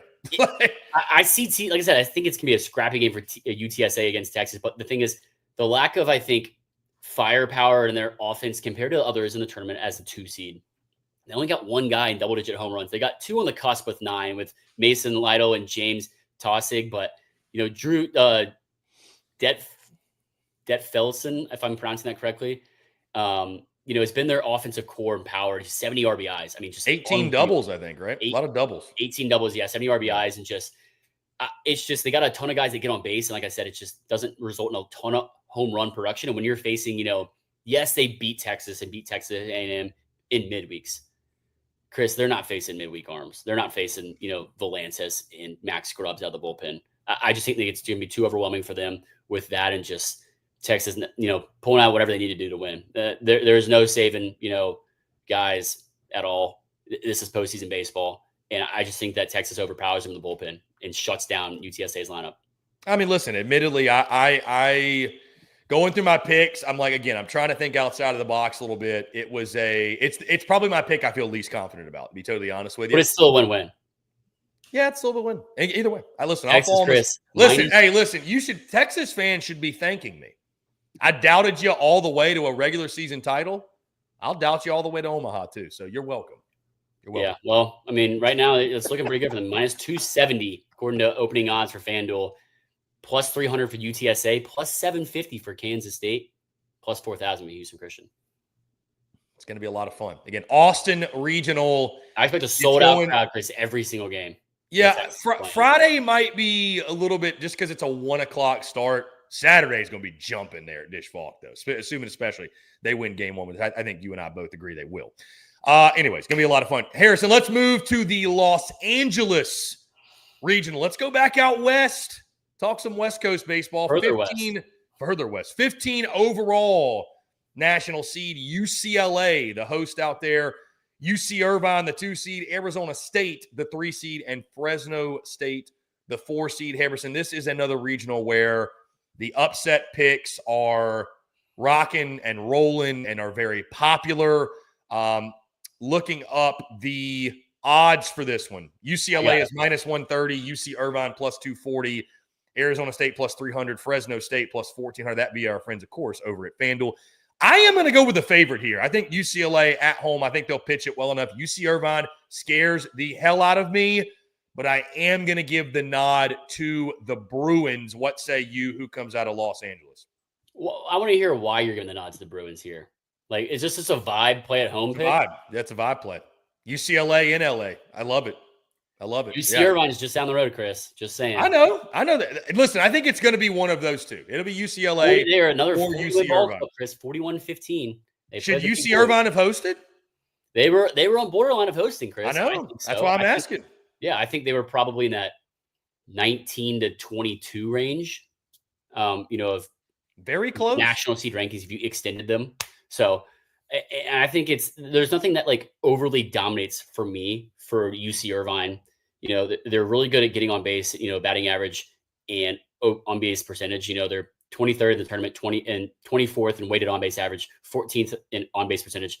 They don't hit a ton of home runs. They're 47th in the tournament home runs, only 63, which UCLA is not that much better at 73 home runs, granted, but they strike out a lot is the problem. That I think if they can control that and limit that this weekend, that they have a really good shot of going deep in this and winning this regional. And they got to steal more bags. I know it's not their forte. They've stolen 17 bags, Chris, this year. We've seen Kentucky do that in 2 weekends. I mean, they stole, what was it, 9 bags in 2 games at one point in the season? I think it was against Oklahoma probably. But I mean, they're like I said, UC Irvine is just, if they can get a little bit more offense production, I really like how they match up against UCLA, who isn't overpoweringly good in anything, I think, across the board. There's nothing that really jumps off the page to you other than, their bullpen maybe ERA wise, which is 15th in the tournament. I mean, they don't walk a ton of guys either. I don't think it's kind of about average 11.6%, which is lower of the tournament teams, but average, I think, across the country. They don't strike out a lot though. UCLA, they don't really steal a lot of bags. They've stolen 56. So, I mean, yes, more than UC Irvine by almost 3 times, but just across the board, not a lot. They don't blow me away offensively. I mean, they're for a host, Chris. Just listen, it blows me away for a host. Weighted on base average, they're 33rd in the tournament. I'll go national ranking. Weighting on base average, 59th in the nation. Batting average, 84th. On base percentage, 48th. Slugging, 98th. Home runs, 72nd in the country. Walks, 69th in the country. Strikeouts, 97th in the country. And stolen bases, 191st. Does that sound like a host to you? And then you get blown out by Nebraska in the championship of your conference championship in the Big Ten. I mean, that's why I think UC Irvine just stand out west and just basically going down the street and playing. I think they match up really well. And when you have, a scrappy team like they do, I think that, I don't know how they're going to do starting rotation. I haven't watched them a ton this year, but, they're 2 headline guys of, Trevor Hansen and Ryder Brooks, I think are really talented and have high upside, and have pitched in big games and meaningful games for them, obviously being their 2 starters. I think they have a lot of belief in both of them. Hansen's a bigger strikeout guy with 87 to 29 strikeout to walk ratio. Ryder Brooks, 52 to 22 strikeout to walk ratio. But, I just don't see this offensive lineup for UCLA just being such a lethal threat, like a LSU lineup, like a Tennessee lineup, like a Florida lineup, like a, Georgia lineup, like a Arkansas lineup or a Clemson lineup, or the way Vanderbilt's even playing, I think right now, if you want to go that deep. But, they're going to need production, outside of UCLA, that is, outside of, their shortstop, Cholofsky, who is batting 370, Chris. Raj Cholofsky, I mean, he's the main piece of their offense. He's got 23 home runs, 69 RBIs, which at 23 home runs, you'd expect a little bit more RBI production out of that just because they don't have a ton of, other production in scoring position when he's on base, I feel like.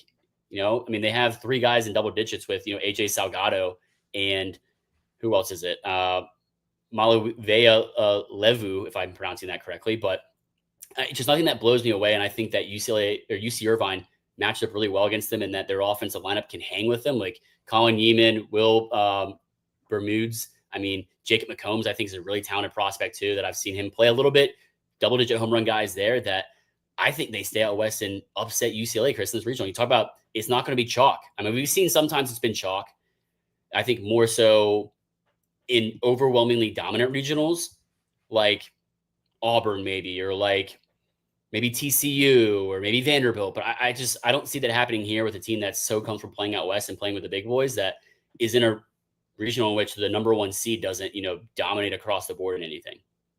Give me the Anteaters. With how many people I've seen picking them, you'd think UC Irvine was the favorite. That's all I'm saying. They're like TCU. Sexy pick. Yeah. Sexy pick.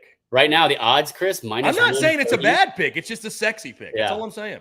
UCLA minus 130. UC Irvine plus 240. Arizona State plus 200. So. You feel good about it. Pick's a pick, Chris. Go make yourself $240. Or $24. Hey, you can parlay TCU and UC Irvine together. Yeah, honestly, I like Arizona State's offensive production better than UCLA. I just think that their pitching staff, outside of striking out guys, is just where they've kind of been caught up this season and held them back. Because, offense production-wise, Arizona State is the best offense in this regional. From everything except, walk. They don't walk a ton, but like home run rate, slugging, on-base percentage, weighted batting average, everything. They're top 25 in all those categories.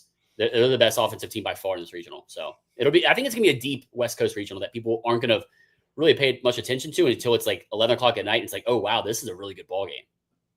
Yeah, it's going to be fun. Los Angeles, I'm going UCLA. You are going UC Irvine. And by the way, Harrison, to your point about West Coast baseball and why we love it so much, 8 o'clock Central, 9 o'clock Eastern is when those games are starting. Friday night spikes till 1 a.m. Oregon, Utah Valley, UC Irvine, Arizona State both get going at 8 o'clock, both on the big channels, ESPNU and ESPN2. So going to be a lot of fun, no doubt, in a late night for those of us who love college baseball, which is everybody in here.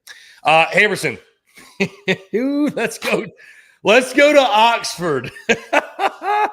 If you don't realize why I'm laughing, you'll find out very quickly. The Ole Miss Rebels, Hottie Toddy, Swayze, Beer Showers are back in the postseason. First time since 2021. They welcome the 2 seed, the Georgia Tech Yellow Jackets, who were less than thrilled to be going on the road this postseason. The 3 seed Western Kentucky Hilltoppers and the 4 seed Murray State, one of the best 4 seeds in college baseball, or in this regional round, I should say. Harrison, I'll get to this before you do. Yeah. It is the first time, not my pick. I'm just going to get to this stat before you do. It is the first time an ACC regular season champion has not hosted a regional. The Georgia Tech Yellow Jackets, a team you are very, very familiar with and have watched very, very up close, is having to go to Ole Miss. It is Danny Hall's retirement tour, his final season as a head coach. Western Kentucky, scrappy. They can swing the hell out of it. Again, Murray State's a, I believe, 40-win 4 seed. The Ole Miss Rebels, who got red hot down the stretch to earn this hosting bid, the 10 overall national seed. Beer showers will be going. The crowd's going to be jumping.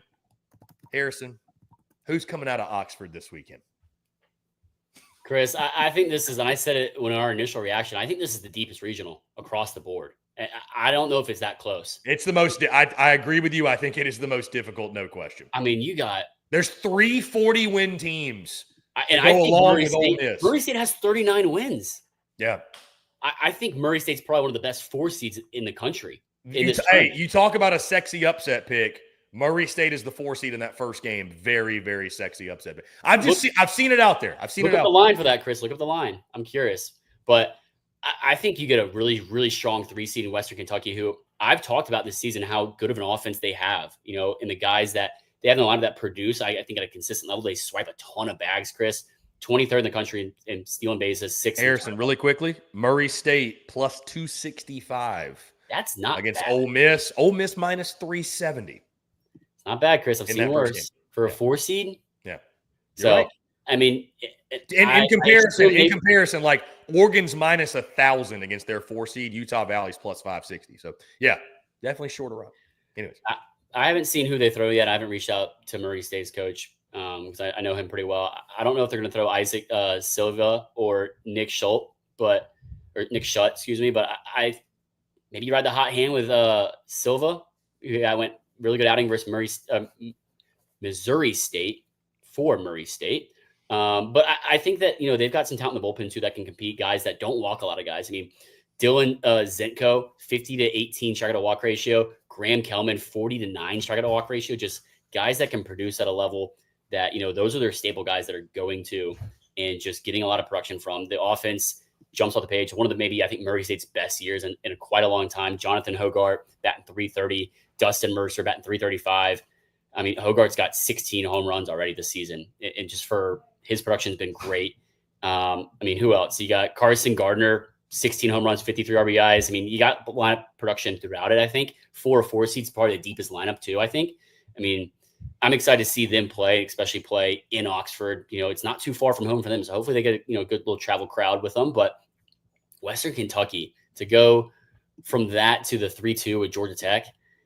And obviously I'm going to spend a little bit more time on this, Chris, because I think Western Kentucky is a really talented team. I really do. I think they're a lethal 3 seed, probably one of this regional's deep, man. Yeah, I think it's probably one of the better 3 seeds. Them and Mississippi State that really jump off the page to me as a 3 seed that have the best chance, I think, of winning a regional.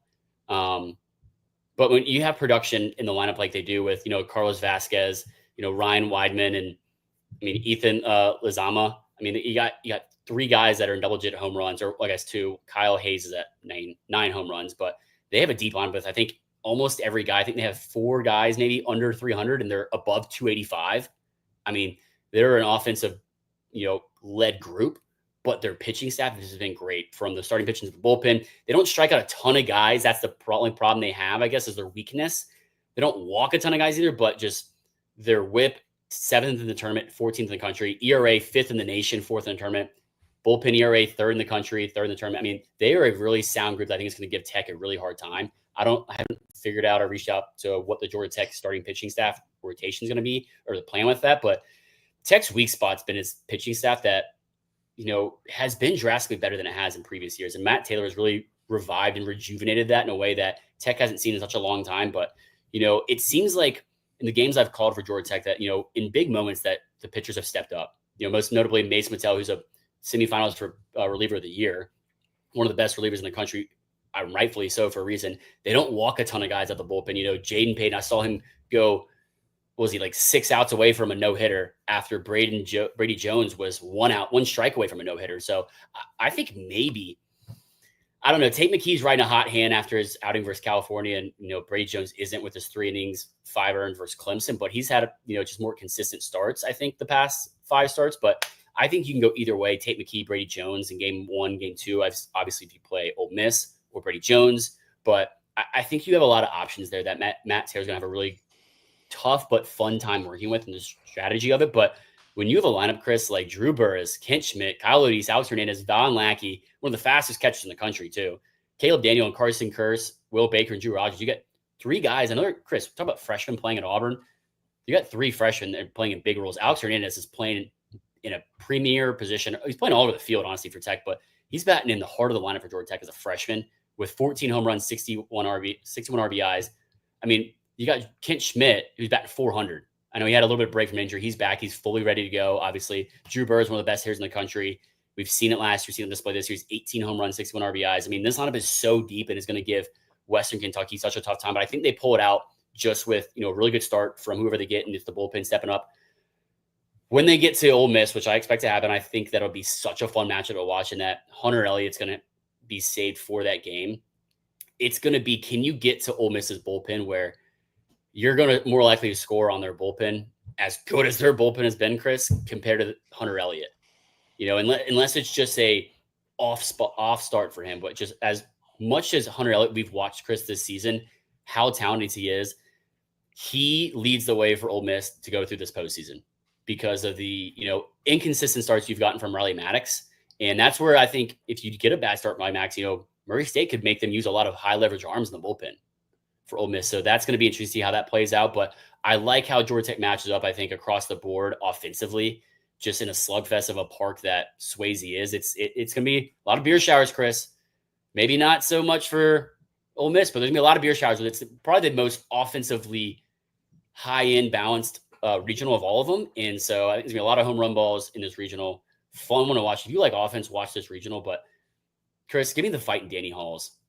In his final season, to go into Oxford on a mission, bulletin board material, Kyle Otis playing some of the best baseball. I'm just one of the coolest stories, I think, in college baseball, coming from Division II, playing a premier position at an ACC school and a Power 5 school, Power 4 school, in a program like Tech that's had this incredible season, and he's batting over 330. Come on.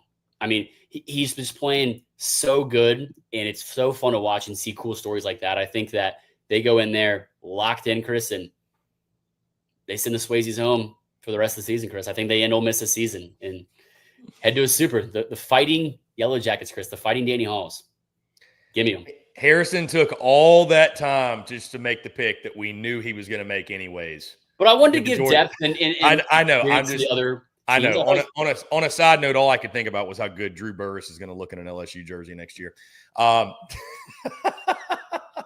Anyways, I know Jordan that he ain't going to LSU. I know. Yeah. What a man can dream, though. Yeah, this is. I think you nailed it, Harrison. From the standpoint, this is the toughest regional of them all. The depth of this regional is just. Watch Coach Skirko and Murray State give Ole Miss hell. The depth of this regional is crazy. I mean, Murray State, I would argue, is the best 4 seed in this tournament. When you look at their credentials, you look at their resume, like you said, 39 wins. Western Kentucky, the Hilltoppers, incredible mascot, incredible logo. But they're going to be swinging it all over the place. I mean, Swayze, we know the ball flies out of there. And then you got Georgia Tech, who, regular season champs of the ACC. You saw them up close and personal all season, but really dangerous squad, a really good team. They're playing for so much more than just themselves. Danny Hall's retirement tour. Harrison, everybody I feel like is going the Yellow Jackets. So, damn it, give me Ole Miss. Here's what I'm going to say. And I respect the strategy. Hey, reverse jinx, Chris. Reverse jinx. Well, here's the thing here, Chris. It's a win-win. It's a win-win. Here's the thing. I respect what a lot of the other coaches are doing. Jay Johnson, Jim Schlossnagle, some others. Hey, let's play the early game. We're the host. We'll play the early game so we can chill and get a look, at who we may face or who we will face on Saturday night late, right? I respect that. I do. Ole Miss ain't doing that shit. They said, you know what? We know we got a loaded regional. We're bringing out the big guns. We're starting at night, 7 o'clock Central on Friday. Assuming they win, it'll be 5 o'clock Central on Saturday. Obviously, they'd get the late game either way. But they're saying, you know what? We're going to give our fan base all freaking day. We're going to let them get liquored up, let them feel good. I don't know if they tailgate in the Grove for baseball or not, but it is actually pretty close. Whatever. Baseball tailgates will be rocking and rolling. Harrison, Georgia Tech's a fantastic team, and they got a hell of a coach who's a legend who it would be cool to see Danny Hall in Omaha. But that starting rotation with Hunter Elliott, the way Riley Maddox has spun the baseball lately, a guy who we've been critical of, that bullpen that has been filthy of late. Not good. They've been filthy of late. Yeah, one of the best. A lineup that I think is really dangerous at home, especially Luke Hill, Hayden Federico, Judd Udemark, some of the guys you mentioned. And you're giving me baseball under the lights in Oxford with the Swayze crazies, with the beer showers. When they zig, I zag. I feel like Georgia Tech is such the sexy pick because they got screwed. Look, they were pissed off in the selection show. I don't think any of that shit matters this weekend. Ole Miss is protecting the home field behind stellar pitching. Ole Miss, Georgia Tech, great game on Saturday night. But I'm going Ole Miss behind the Swayze crazies. I think postseason baseball in Oxford is going to hit different. It does hit different. First time since 2021. That place is going to be an absolute zoo. And I think that's what pushes them over the edge through the toughest regional that we have on the board. Again, it's really tough. It's deep. All four of these teams, you could argue, could win it. You could give reasons why. Certainly the top two. I think Ole Miss finds a way at home behind stellar pitching yet again, especially like you said, I wasn't even thinking about them saving Hunter Elliott for game 2. They do that. I'll take Hunter Elliott against whoever you got at this point. And with that bullpen, give me Ole Miss behind the Swayze. If Murray State's offense can get to Riley Maddox, who's been, better of late, but has had some inconsistent starts recently. I mean, he's very good start, 7 innings, 1 earned for Vanderbilt. Next time, 4 1/3, 5 earned versus Oklahoma. Mississippi State 6 1/3, 2 earned. Auburn 3 1/3, 2 earned. Arkansas 5 2/3, 3 or 2 earned. So it's up, down, up, down, up, down. It is very much. We talked about that. Up, down. So that's what I'm saying. If Murray State can give Ole Miss some hell, and I say it's from just fun watching a mid-major 4 seed go play some ball. Evansville, they can make them burn arms. Yeah, they can burn some arms. Get some high leverage pitching. Whether it's it's 10, 12, 15 pitches, still high leverage pitching. I like how Georgia Tech's offense matches up with the production of Ole Miss's offense. I think it's statistically by far much better than Ole Miss's offense. It's going to come down to can they stay in the game? And I say that from 2 facets. One, can they get to Hunter Elliott and a little bit of the bullpen, but can Georgia Tech, the pitching staff, can they strategically match up? And I know kind of a lot about how they go about the strategy and just, I guess attacking hitters and whatnot. Can they limit the big inning for Ole Miss? Because I think it'll just be a big inning. I don't think it's the production across the board, across the game for Ole Miss, but can they limit the big inning and keep them in an opportunity in which Tech's offense late can, pack a punch? And I think that's the way that Tech wins, and I think that's how they're going to do so. I mean, don't call it an upset pick. Call it a sexy pick. I don't mind. Oh, by the way, our friends at FanDuel, Ole Miss, just minus 115. Georgia Tech plus 150. So, I mean, it's a bit of a coin flip. Minus 150. Okay, the opening line was minus 105. Okay, well, Western Kentucky plus 470, Murray State plus 1,400. It is going to be a super, super competitive weekend in Oxford. You're going with the fighting Danny Halls. I'm going with Ole Miss. I'm just saying, because I know it's postseason back in Oxford, but school is out. Oh, it'll be slammed, dude. Don't give me that. It'll be packed. I don't care if it's students or whoever. It'll be packed. First postseason baseball is 2021. They're going to show up. There's no question. Is it bad to say that's kind of embarrassing for Ole Miss?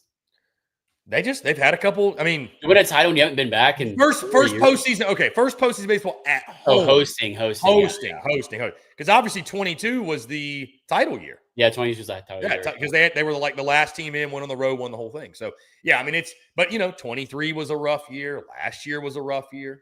I find it interesting. Rebs are back, baby. Hottie Toddy's back. I find it interesting how Chris decides to hit for his upset picks. They're never the sexy pick. Everyone else picks the sexy pick. Chris just goes with Arizona, off the wall. UTSA. Really off the wall. Yeah. Harrison. Florida was a sexy pick, Chris, and the favorite. So you just never know what you're going to get. That being said, let's keep it moving. Let's go, Harrison, especially if Georgia Tech does come out of Oxford.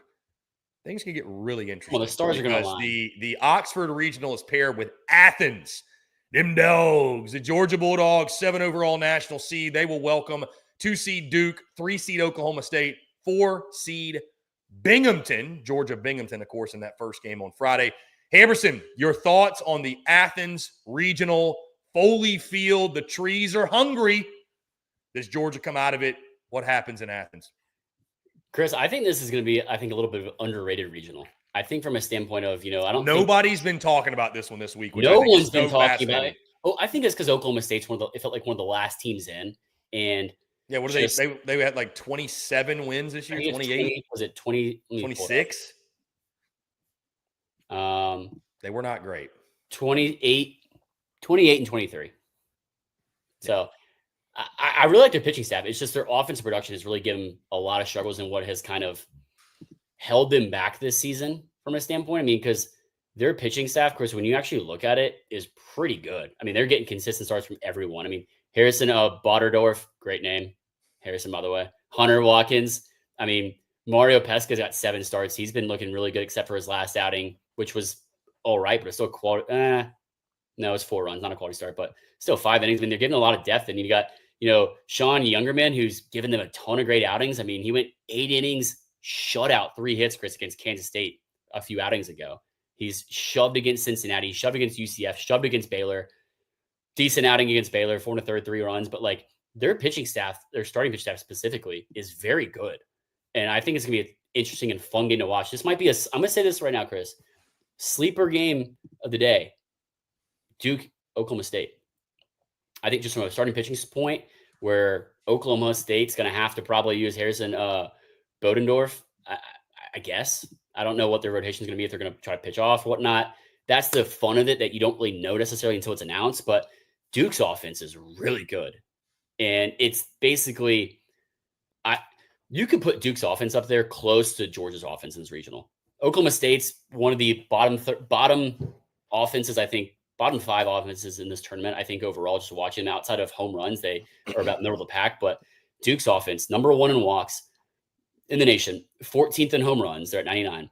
Slugging percentage, 23rd, 12th in on-base percentage, weighted on-base average, 14th in the country.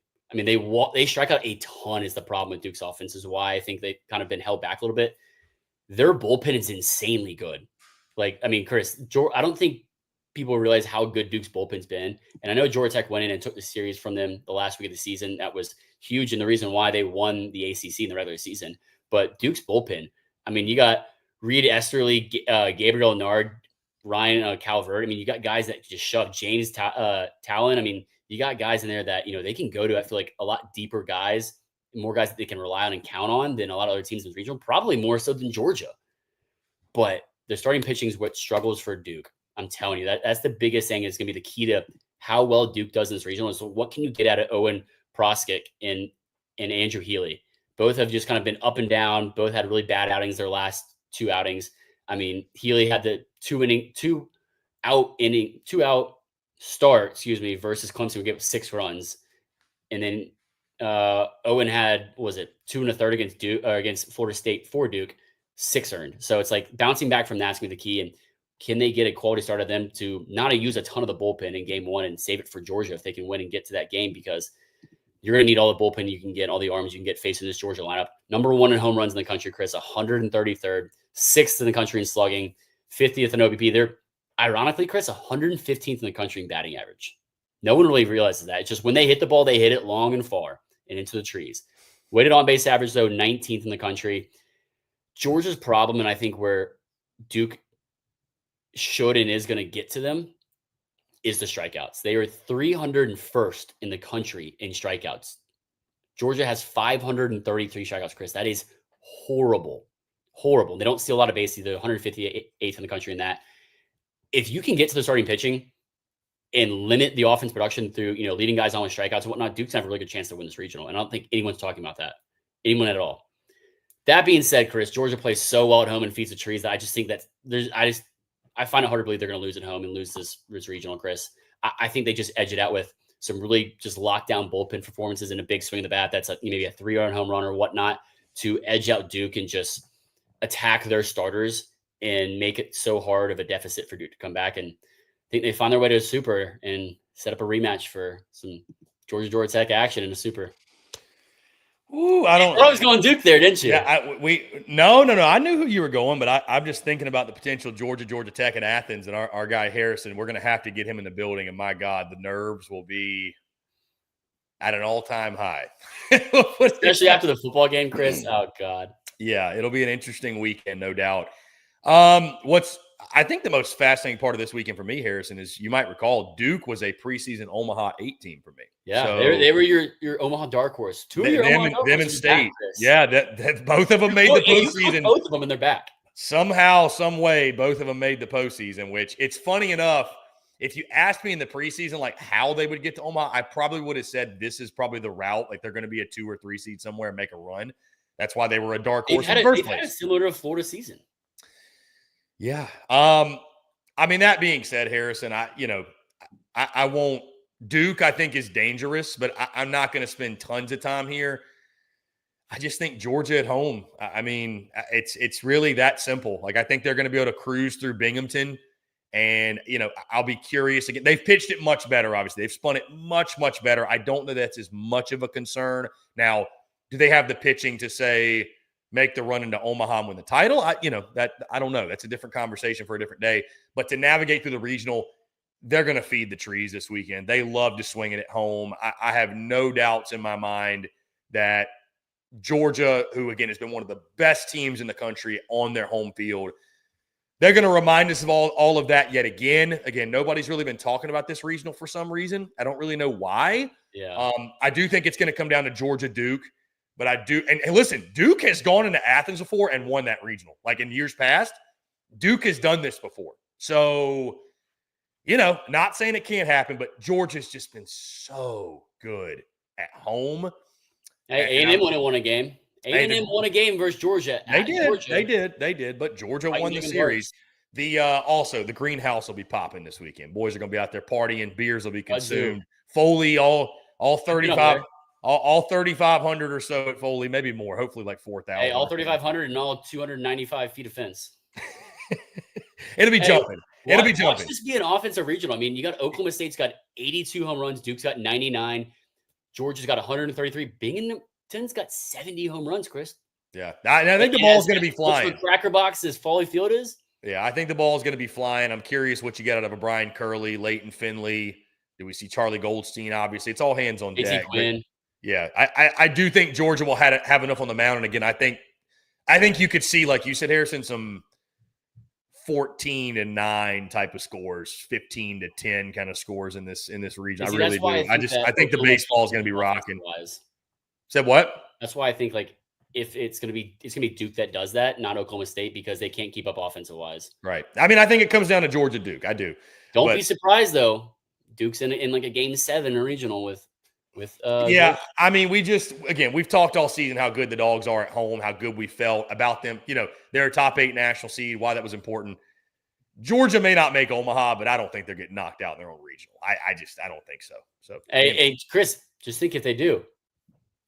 Georgia Tech hosts a super if they make it out. Yeah, I know. Danny Hall would host a super if Georgia, for whatever reason, stubbed their toes. So we'll see what happens. But again, I'm going with Georgia. Harrison going with Georgia to get out of Athens. Harrison, let's go down to the Red Stick, Baton Rouge, where the LSU Tigers, the 6 overall national seed, get Dallas Baptist, the 2 seed, Rhode Island, the 3 seed, and Little Rock, the 4 seed. That is who LSU will face off with tomorrow afternoon, the early game. Again, Jay Johnson taking the earlier game because he, as I've been told, wants to sit down relax, watch DBU Rhode Island go at it, get his scouting report without having to worry about a game after that. So either way, things get going tomorrow. Harrison, we have talked all week long. I've talked with you.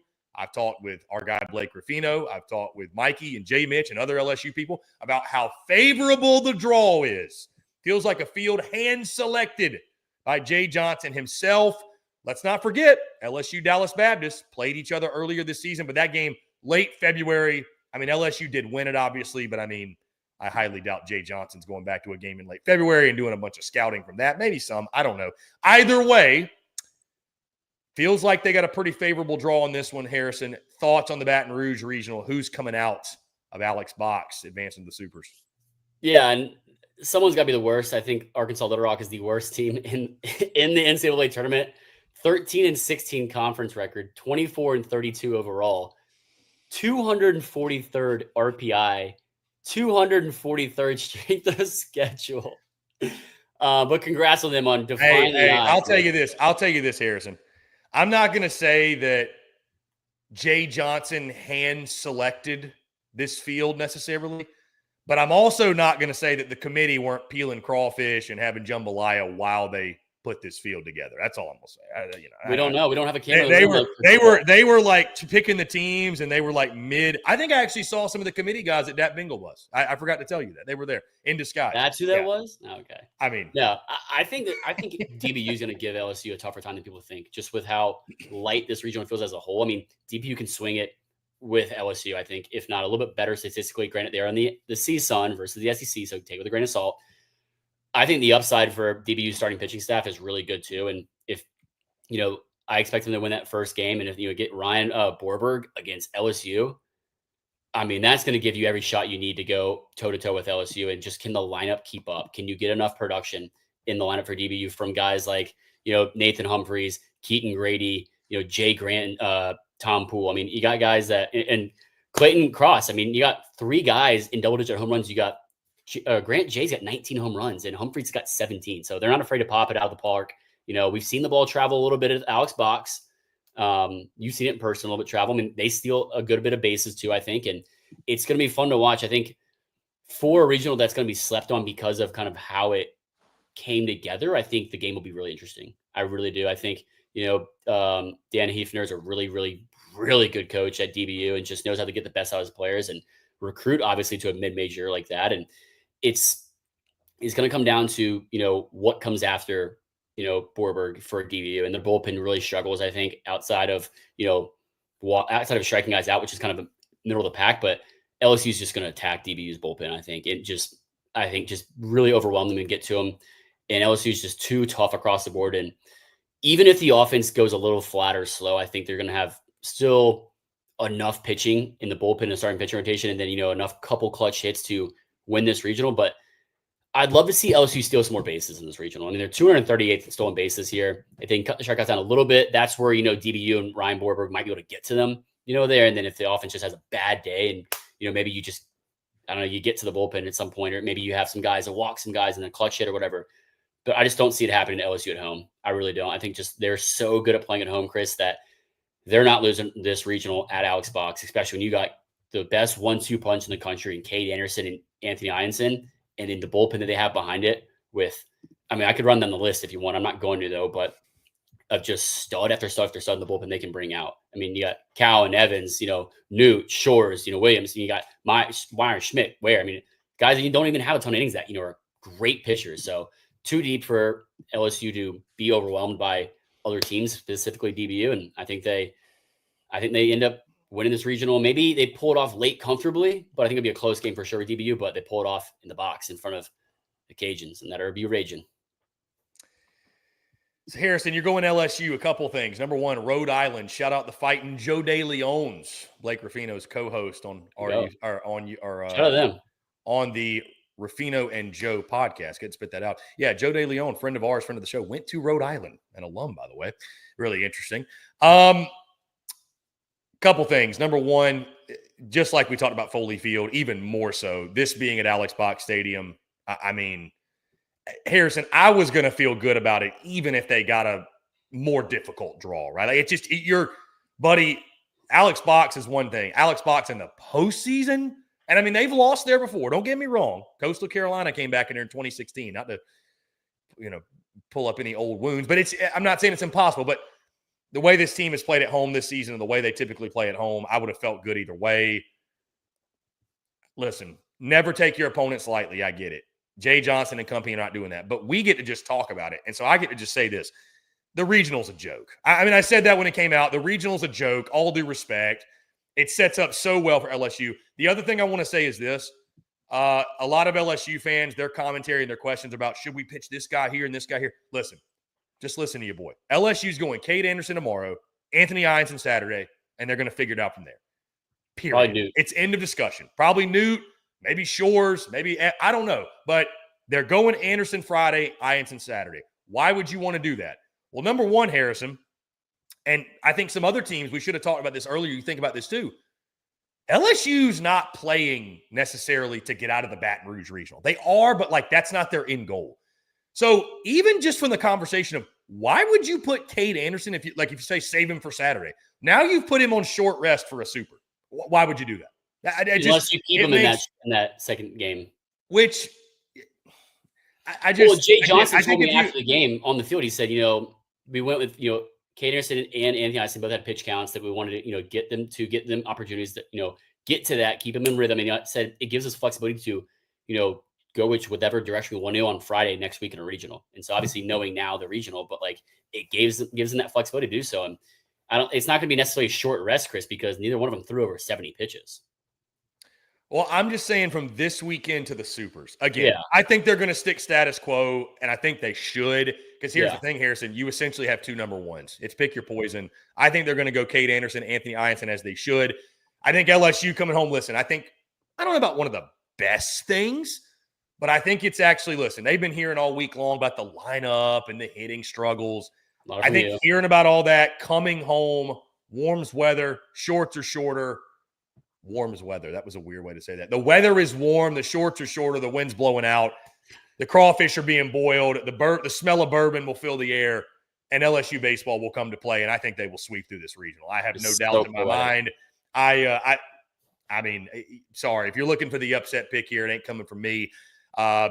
They'll dispose of Little Rock easily. I think the game against Dallas Baptist could get interesting for sure, but this is my most confident of all 16 of these regionals. LSU. Really? Dude, Harrison, there aren't many of these regionals. I'd be shocked by the result because it's baseball and anything can happen. I would be floored if LSU did not win this regional. I'd be completely shocked. It would be a bad season if LSU lost this regional. Yeah. It'd be a bad season for them if they lost in the regionals. They had a tough draw. They lose in the regional with an easier draw. Yeah. Yeah. There's going to be more Les Miles and Ed Orgeron comparisons, I fear, which is stupid, but there will be. So anyways, it ain't going to happen. LSU, I think, sweeps through the regional. I think they'll take care of business. I mean, Anthony Ianson against DBU Saturday night will be fun, but Alex Box is going to be jumping, and I don't think they're going to have any. And again, I think the lineup, a guy like Bear Jones gets back in his groove. I think Derek Curiel, who, had that little bit freshman dip into the season, I think he gets it rocking and rolling again. Look for a guy like Josh Pearson off the bench. I think Jake Brown continues to stay hot. Ethan Fry is going to stay. I think they're going to be fine offensively. And like I said, like you mentioned, I mean, the horses they've got in that bullpen especially, what a luxury. A guy like Chase Shores, who's not starting and is at times pitched sparingly. Oh, by the way, he's throwing 102 miles an hour. So, no big deal.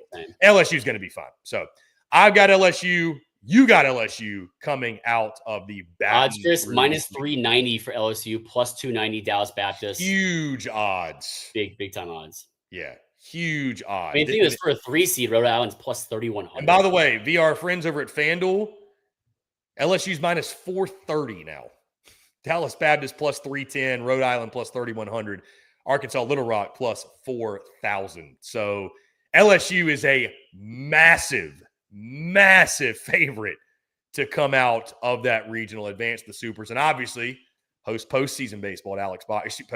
Super regional baseball. We've been told if LSU makes a super, we have to come back to Baton. We have to go to Baton Rouge, and I have to go for my first time. We've been told that. We've been ordered. We've been told that. We've been summoned. Maybe that bingo bus can swing by Atlanta and pick you up then. Tip me. I mean, place to crash. They'll have one. All right, let's keep it moving here. So we got 3 more of these. Let's go to the Clemson Regional. Eric Bakich and the Clemson Tigers. They welcome the 2-seed West Virginia, 3-seed Kentucky, and 4-seed USC Upstate. Harrison, your thoughts on what's going to go down in the upstate of South Carolina? Does Clemson get out of their own regional, or does West Virginia, Kentucky, or USC Upstate pull the upset? Chris, I think USC Upstate's probably one of the also best 4 seeds in the postseason. I think Murray State's a little bit better than them, but they do have, I think, the best odds for a 4 seed. Their odds are plus 750 for a 4 seed. It's really good. So not bad. I know. And like, shout out to them for, I think they haven't been in the postseason in, I think it's at least 5 or 7 years now, but huge season for them. Their offensive numbers look great in tournament rankings and nationally ranked, but playing in the Big South, much different than the Big 12, the ACC, or the SEC. But I think this is another really deep regional. I really do. Because I think West Virginia is one of the best teams that in the country playing on the road. I think they're 24-3 on the road. They love playing on the road. And they have a really good bullpen behind them as well that has had given them a lot of success on the road. And I think it's a big reason why. Because when you have guys that they have like, Reese Bassinger and, Carson Estridge and, Chase Meyer out of the bullpen, the guys that can pitch in high leverage situations that, have great strike to walk ratios, and behind, you follow them up behind, Griffin Kim and, Jack Carstanzas. I mean, he had about last outing against Arizona, but like you have guys that, pitch in high leverage situations and, do well. And, they've had, I think, a sleeper of a year compared to, other teams outside the ACC and SEC. But I think it's going to be predicated on, can they get enough offense production? Because, their rankings for, the stats that I've been referencing are kind of the upper 40s of all, conference tournaments not conference tournaments, of the tournament rankings have been upper 40s, except for batting averages just at 300 almost. But Clemson's just so good, Chris. And I think that their bullpen is the best bullpen in this regional overall, even though West Virginia's is really good too. It's just, can they reduce the amount of strikeouts that they have? They have 551 strikeouts, Chris. That's 304th in the country. So shockingly, Clemson and Georgia have 2 of the worst strikeout rates in the country in the postseason, and they're both hosting. So it's kind of a thrown off stat there. But I think just Clemson at home, Chris, we've seen them play at home and how much DKS, Doug Kingsmore's name, gets jumping.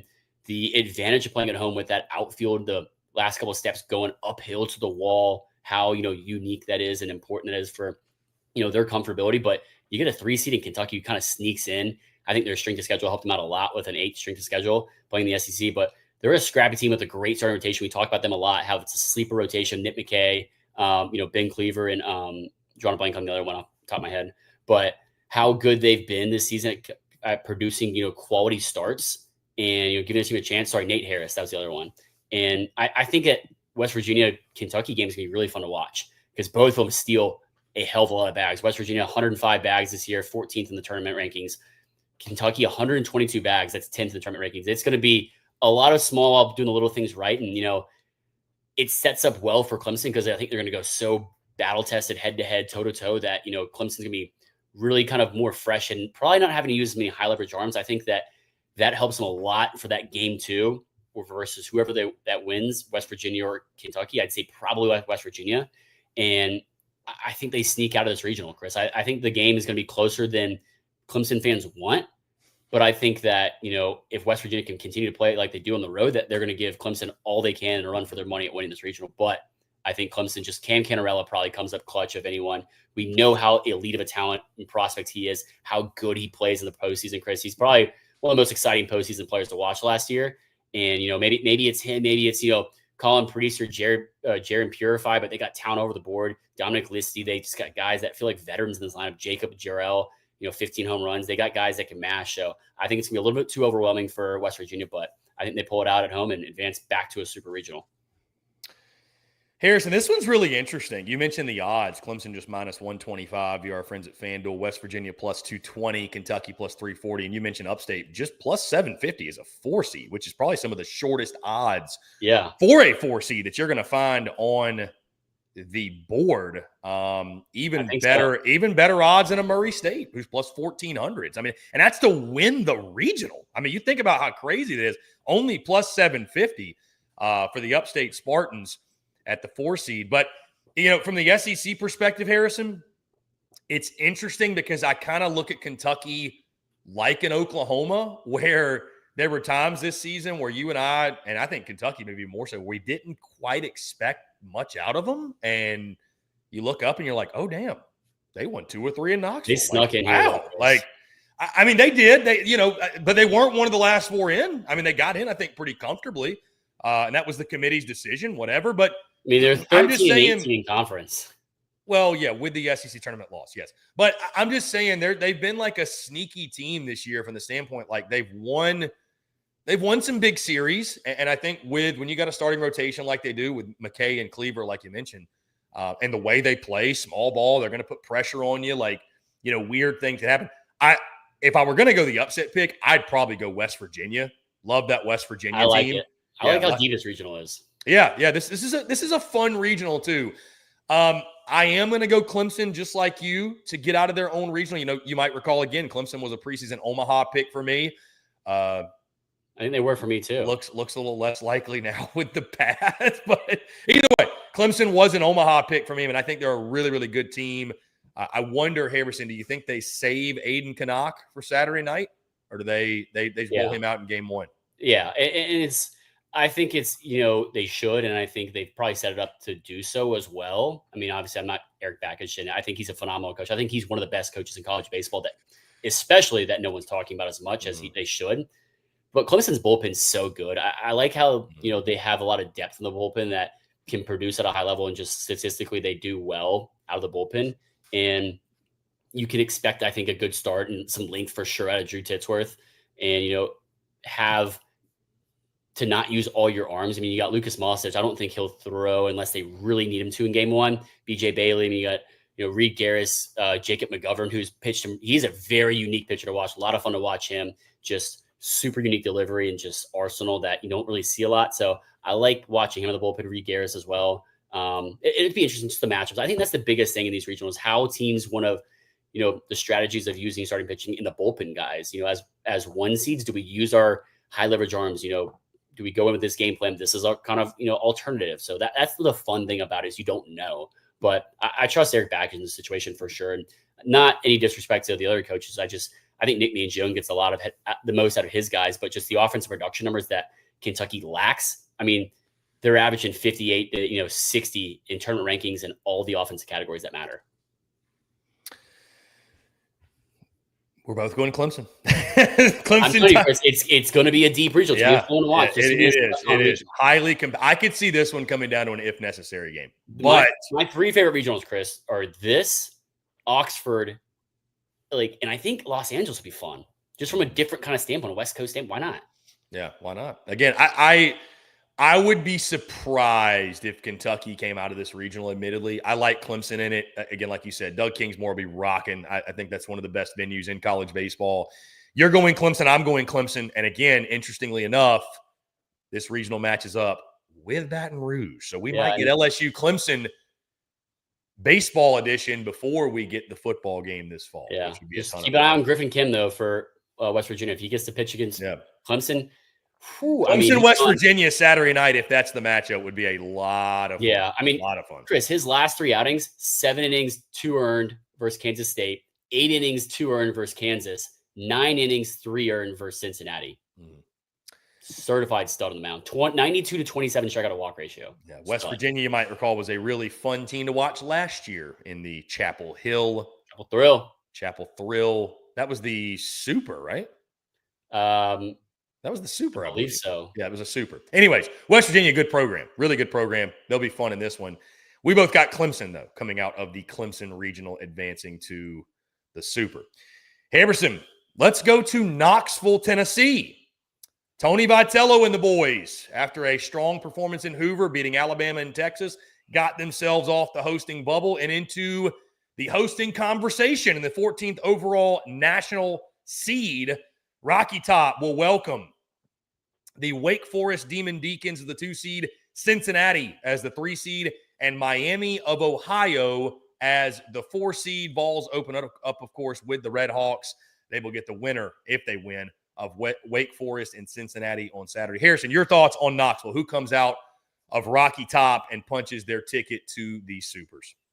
Chris, I really like Wake Forest in this regional. I think they're kind of a slept-on 2 seed in this regional, just with kind of them not being what Wake Forest we've seen, past few years, especially the year that they went and almost got to the finals with, Rhett Lauder, and, they've had guys like Chase Burns, they have just these big bats too in the lineup. I think that their offensive ranks are jumping off the page in all facets. And it's been more of like a pitching, it feels like pitching dominance for them, just with how good their pitching staff has been the past few years with the pitching lab that their pitching coach, I'm drawing a blank off the top of my head, his name is, it's like Marcara. I'll look it up later. But he's really transformed that pitching lab into what it is. But the offense has really been leading the way for Wake Forest. I mean, they're number 1 in the tournament in weighted on base average. They're batting .436 weighted WOBA in the tournament, 6th in the country, Chris. I mean, slugging, they're 8th in the tournament, 7th in home runs in the tournament, 3rd in walks in the tournament. They don't strike out as much as some other teams that are like at a high offensive clip, like Clemson and Georgia, but they walk a ton. Chris. 4th most walks in the country. The pitching staff's been a little more of a concern for them. So it's like offensive-wise, I love how they match up against Tennessee, except for that, they steal a little bit more bags in Tennessee, but just the pitching staff for Tennessee, the high upside, and, we've watched a lot more of Tennessee than Wake Forest this year, but I like how I know Tennessee has struggled at home so much. Chris, you brought up to me, is the last time they won a home series was when exactly? It was March 14th through 16th when they swept the Florida Gators. Yeah. That was opening quite a while. Conference play, Chris? Yeah, it's been 2.5 months. That was the first week of conference play. First weekend of SEC play, yes. Yeah. Mm-hmm. And I'm just, Chris, talking to talking to Tennessee fans and, talking to Hunter Inslee as well. He said, postseason ball, we're 0-0. New season. And I think that's the mindset around the club for sure. And no one is a better leader than Tony Vitale, but I think that people are going to be sleeping on this Wake Forest team, especially they weren't the top of the ACC. I mean, they were 16-15 in conference, but I think that the key for Tennessee to overcome and win this regional, obviously, is playing at home. Is clean defense, though, but it's going to be getting to Wake Forest's pitching staff, because Wake Forest will be able to hit it with as much, if not a little bit better than Tennessee. I mean, they'll go toe-to-toe with them, but can you get to this pitching staff of, Blake Morningstar or, Logan Lunsford, whoever pitches, but they both had some up and down starts, some good starts, some really good starts, the past 5, but can you get to them in the bullpen? Because if they can do that, even with the errors, I think that they're going to be able to win this regional. And I see them doing that. I see them flipping the script, Chris. New season, fresh season, they're playing postseason ball at Lindsey Nelson. I trust the talent upside of this team and the coaching staff. I know Tom Walter's a phenomenal coach, and I think I have a lot of trust and faith in him. I like this as a sleeper Tennessee at home hosting a regional and winning it. And it wouldn't surprise me if Wake Forest wins, but it's going to be on the backs of their offense, not their pitching staff. But I think the pitchers and the defense step up for Tennessee. Maybe not in a huge capacity defensive-wise, but they eliminate some of the errors. I think the pitching staff, like I said, steps up. The bullpen steps up. And I think they come away with a monster, and I say that in an important way, wins at home, Chris, because they haven't been able to do that in so long. I mean, the offense category is off the chart, Chris. It's just, can they execute the little things when they matter most, which is defense and, executing like bunts, whatever it is, and just not giving up free passes. So I see Tennessee changing the trajectory of how they've been playing at home this season and win this regional.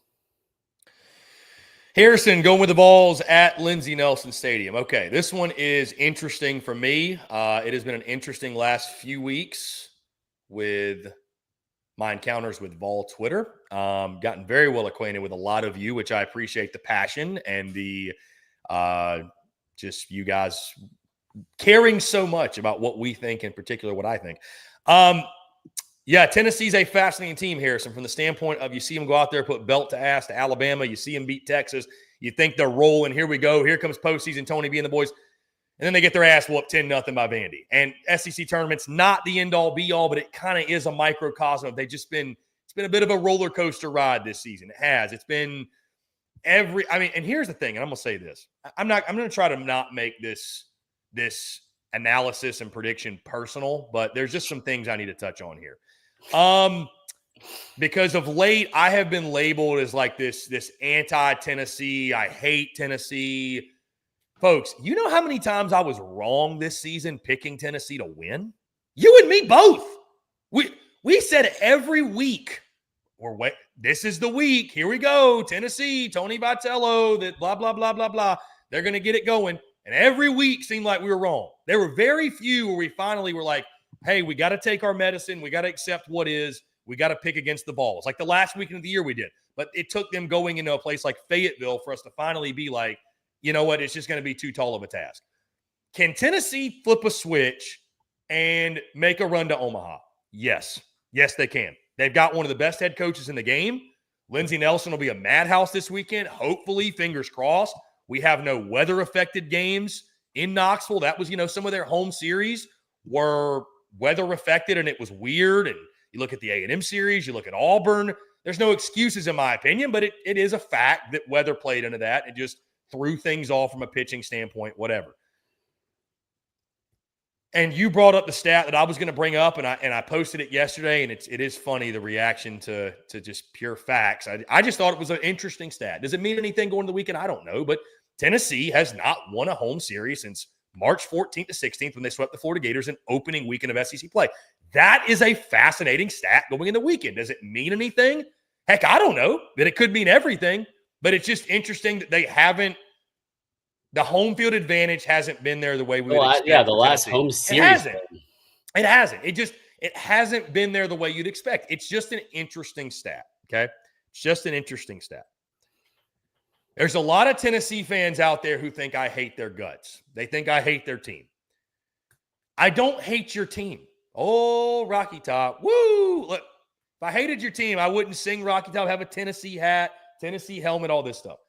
What I hate is the way your team plays defense, and I hate the way your team doesn't execute the fundamentals, and I hate the way your team plays at home, and, I hate the way your team has been an up and down roller coaster all season long. I hate your game 3 pitching. There's things I hate about your team, and a pick's never personal, and that's not personal either. Like, I went back and forth on this one, Harrison. Like, I wrestled with this one. I'm not overly confident in this one. I'm not either. But I also don't understand why we're not talking about this one more.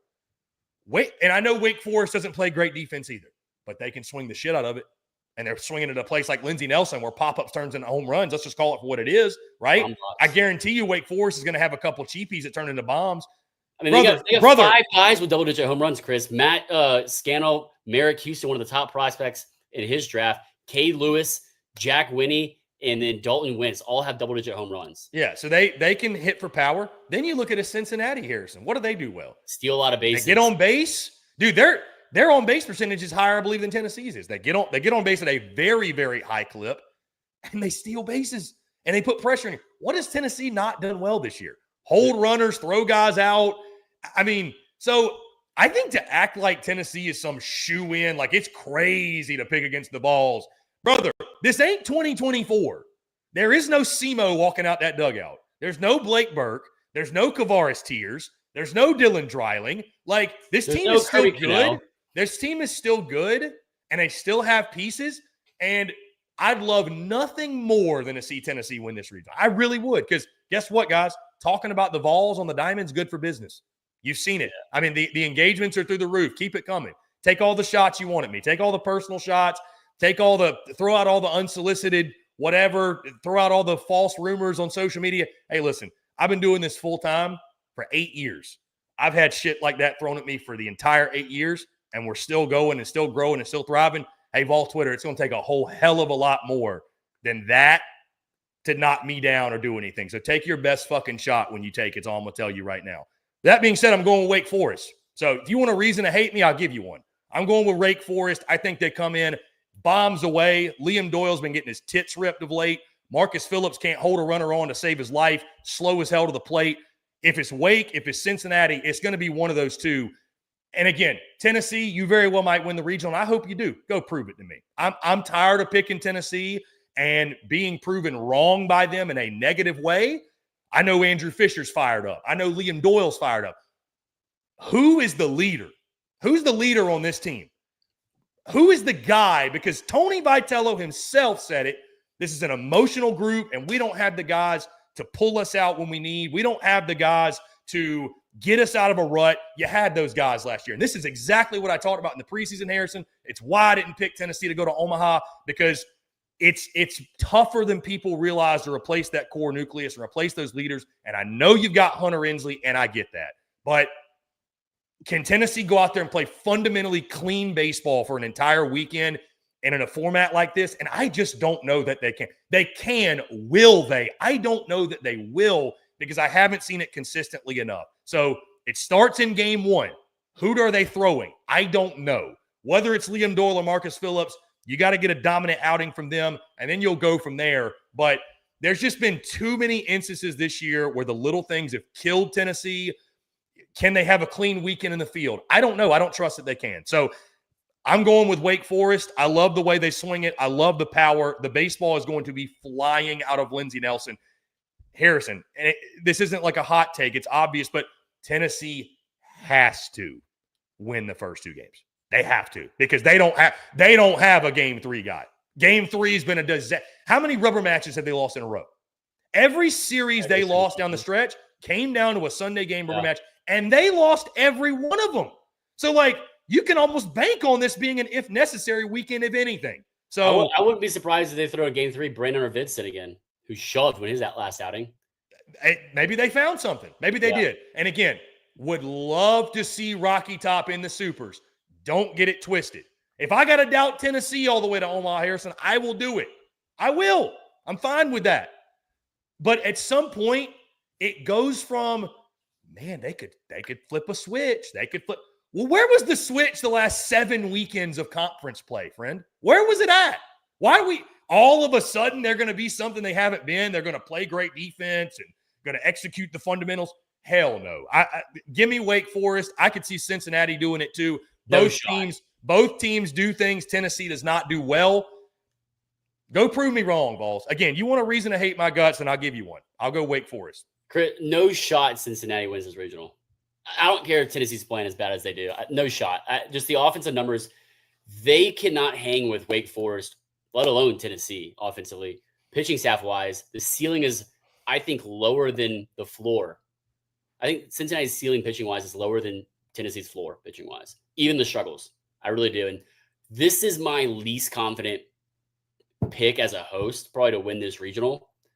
And it's because of the upside and the offensive production, like I said, I love of Wake Forest. It's just, I think the ceiling of Wake Forest's pitching staff is a little bit lower, but the floor is higher than Tennessee's as a staff. Tennessee minus 310, by the way. Wake Forest plus 360, Cincy plus 850. Which is crazy. Ohio plus 2,800. Harrison, I will say I apologize for making things personal with this pick. It never is personal, but, you know, when you spend last few weeks taking personal shots at me and throwing out outrageous fucking claims about my character on social media, well, your boy's going to clap back. I will not do it on Twitter, but I will do it on the air. So anyways, like I said, if you're going to swing at me, you better not miss. That's all I'm going to say. And everybody's been missing for the last 8 years, it seems. So try harder. Find some new material if you want to take me down. You're going to have to do it. And if you get that upset over a fucking pick over a game, you're a deranged lunatic anyways. I'll just say that. Anyways, the majority, 99% of ball fans are great. I love you guys. I hope Tennessee wins. I hope I'm wrong. I would love to see both Tennessee, Vandy, every one of these SEC teams. And heck, we're about to talk about the next regional. I want to see the matchup in Fayetteville. I do. Yeah. Again, you're going Tennessee and Knoxville. I'm going Wake Forest. I think I love the upset pick, though. I like very highly competitive. Very highly competitive. I think it's an underrated regional. Talk about a 10-8 game. Swinging it. I'd agree. It's the Chase Burns showdown. We got like a year or two too late. Yeah. So, anyways, Harrison, let's close it out. Our final regional, the Fayetteville Regional. The Hogs, Arkansas Razorbacks, Woo Pig Suey. Arkansas will be hosting 2-seed Kansas, 3-seed Creighton, 4-seed North Dakota State. And again, this one matches up with the Knoxville Regional. We have a potential SEC on SEC super regional matchup. But of course, Harrison, Arkansas has to do something first. It has not done its last 2 attempts. That's get out of its own regional as the 3 overall national seed. Your thoughts on the Fayetteville Regional and who comes out of it? Yeah, my thoughts are this is a completely different Arkansas team, unit, and kind of core. And I say that in the kind of multiple facets of ways because last season, Chris, we talked about it. We looked at the numbers about how bad Arkansas's offense was in that if they would have batted middle of the pack in the SEC, like rankings alone, they would have gone to Omaha. They batted, I think, second to last ahead of just Missouri. This offense is one of the best in the country. We talk about how much of a complete team this is, if not the most complete team in the country. Yes, they can play below their potential and below like where we've seen them play recently, I think more so than a season as a whole. There's no way that they let this down or let this happen again in Fayetteville. We've both said it, Chris. This is probably Dave Horn's best, most talented team, top to bottom. Kevin O'Sullivan himself, I don't think he'd mind me saying that. Multiple SEC coaches have said that. This is Arkansas's best, which is crazy when you think about who the teams they've had. And they were one out away from the national championship. I'm sorry to bring it up, Arkansas fans, but they were. By the way, that's Harrison, how good this team is. Just to give you some context, Arkansas minus 700 to win the regional. Kansas plus 600. Creighton plus 1,400, North Dakota State plus 4,000. Yeah. Arkansas, massive favorites to get out of this thing. Yeah, if I'll be brief with it. If Kansas wants a chance to win this regional, they're going to have to get a hell of an outing, maybe another Dominic Vogel outing for West Virginia when we went 7 shutout innings. You got to do that against Arkansas, which is going to be tough to do. But I mean, he's proven to be able to pitch at that level. I mean, I'd say 4 of his last 5 starts have gone 6+ under 3, or except for one was 5 earned, but just he shoved in his last 5 outings overall as a whole. And the lineup for Kansas is really good. It's something that obviously the SEC has not seen because it's Kansas. All due respect, it's Big 12, but also it's Kansas. It's not been a baseball school, like others. Like everyone knows Oregon State is a powerful offense and just kind of a perennial power in college baseball. But I mean, they hit a ton of home runs. They hit the 100 mark on home runs. That's 13th in the country. 3rd in the country in walks, Chris. They just strike out a ton. That was the problem. And Arkansas does too, but I think more so it affects Kansas as much. Other than that, like the WOBA is really good, nationally ranked 41st. It's just Kansas doesn't have the firepower on the mound to keep up with Arkansas. Even the floor of Arkansas and just kind of guys that are not even high leverage relievers either. But that's going to be the difference in this and why I think Arkansas is such a big favorite, let alone playing at home. Is just how dominant and high of a floor that their pitching staff, starting pitching and bullpen has, and let alone the offense production. But just those 2 pieces just be too much for Kansas's offense to, I think, overwhelm as a whole, especially playing in an environment like the Hog Pen and Baum Walker Stadium. I think it's going to be tough, but give me Arkansas to sweep through this, Chris. Okay, sweep through it. Arkansas scares the hell out of me, Harrison, just because of the past history, but I've been talking about this week. I think the greatest advantage for them is there's so many new guys on this club from the standpoint of like they weren't – I just don't think this group is carrying the past season's transgressions of what previous teams didn't do. Now, the fan base is going to be nervous. I mean, they're going to be – I said this last night. I'll say it again. You couldn't fit a greased BB through their buttholes. They'll be so uptight sitting in the stands watching the games. You couldn't. The fan base will be. I don't think this team, though, is going to play that way. It feels like past couple of years the team has played really uptight. Harrison, I'd imagine, I don't think you make any changes to your weekend rotation. I think Root will go against North Dakota State. I think Gage would. You trust him to go in the Saturday night game. You've got the secret weapon, in my opinion, in Gabe Gackle, who's been phenomenal out of the bullpen. I mean, the shit so much more comfortable. Oh, the shit's electric. I mean, you can use him in a lot of different ways. He's been, the move to the pen was the best thing they did. And in this lineup at home, that's the thing with Arkansas, Harrison, that's so different about years past is, we came in, I think, regionals prior or postseasons prior, like, man, they've got to pitch perfectly and just get enough out of the offense and find a way. And you make the margins for error so much smaller and the path to victory so much narrower. I think this team, the path to victory is much wider now. There's a little bit more room for error because, hey, if Zach Root goes out there and only goes 4 innings, gives up 5 earned, it's not ideal, but you got an offense that can counter and go blow for blow and then some. So, yeah, I mean, listen, Kansas is probably the threat. Creighton, by the way, similar to Danny Hall, their head coach's farewell tour. Mark Kingston, who we're very familiar with, set to take over next year. That was always the plan, though. That was the plan. Best of luck to the Blue Jays with that. Anyways, I think it's either Arkansas or Kansas. I think Kansas is the big challenger. Kansas packs the Hog. Arkansas is the Hog. That's it. The Hog Pen. The Hog Pen. will emerge. It's going to be a rowdy weekend in Fayetteville. I saw a video. The tents were out 2 days ago, Harrison. They're going to be rocking and rolling, rearing, ready. Hey, LSU was out Monday. Yeah, hey, LSU was out there. They've been out there for weeks, ready for it. I got the Arkansas Razorbacks too. I thought about Harrison just based off pure principle going against the Hogs, just because last year you said you doubt them all the way to Omaha. If you I had know to. they were my national title pick last year, and they lose in the regionals. I said never again, and here I am drinking the Woo Pig Suey Kool-Aid yet again. So listen, they should get out of this regional. Period. Like, forget about all the other years. They should get out of this regional. I think for Arkansas, it's more mental, handling the pressures of, they're going to hear about, hey, are y'all going to be the first team to win it all? Like, what these past two teams did? Arkansas, like you said, one of the most complete teams in college baseball. This team should be able to handle this, navigate it, get out of the regional and onto the supers, where, again, they may get a rematch with Tennessee. They may get a matchup with an ACC team. We're not sure, but it'll be a really, really fun one as, again, the Hogs look back to get back to Omaha. Harrison, we just broke down and predicted all 16 of these regionals 2.5 hours later, my friend. What an electric conversation. Really quickly, guys, in case you missed it, running through them. The Nashville Regional, we're both going with Vanderbilt. Hattiesburg, I'm going with Southern Miss. Harrison's going with Bama. Tallahassee, we're both going Florida State. Corvallis, I'm going with Oregon State. Harrison's going TCU. Chapel Hill, we're both going UNC. Eugene, I'm going Arizona. Harrison is going Oregon. Conway, we're both going with the Florida Gators. Auburn, we are going, and there it is, by the way. There's the graphic.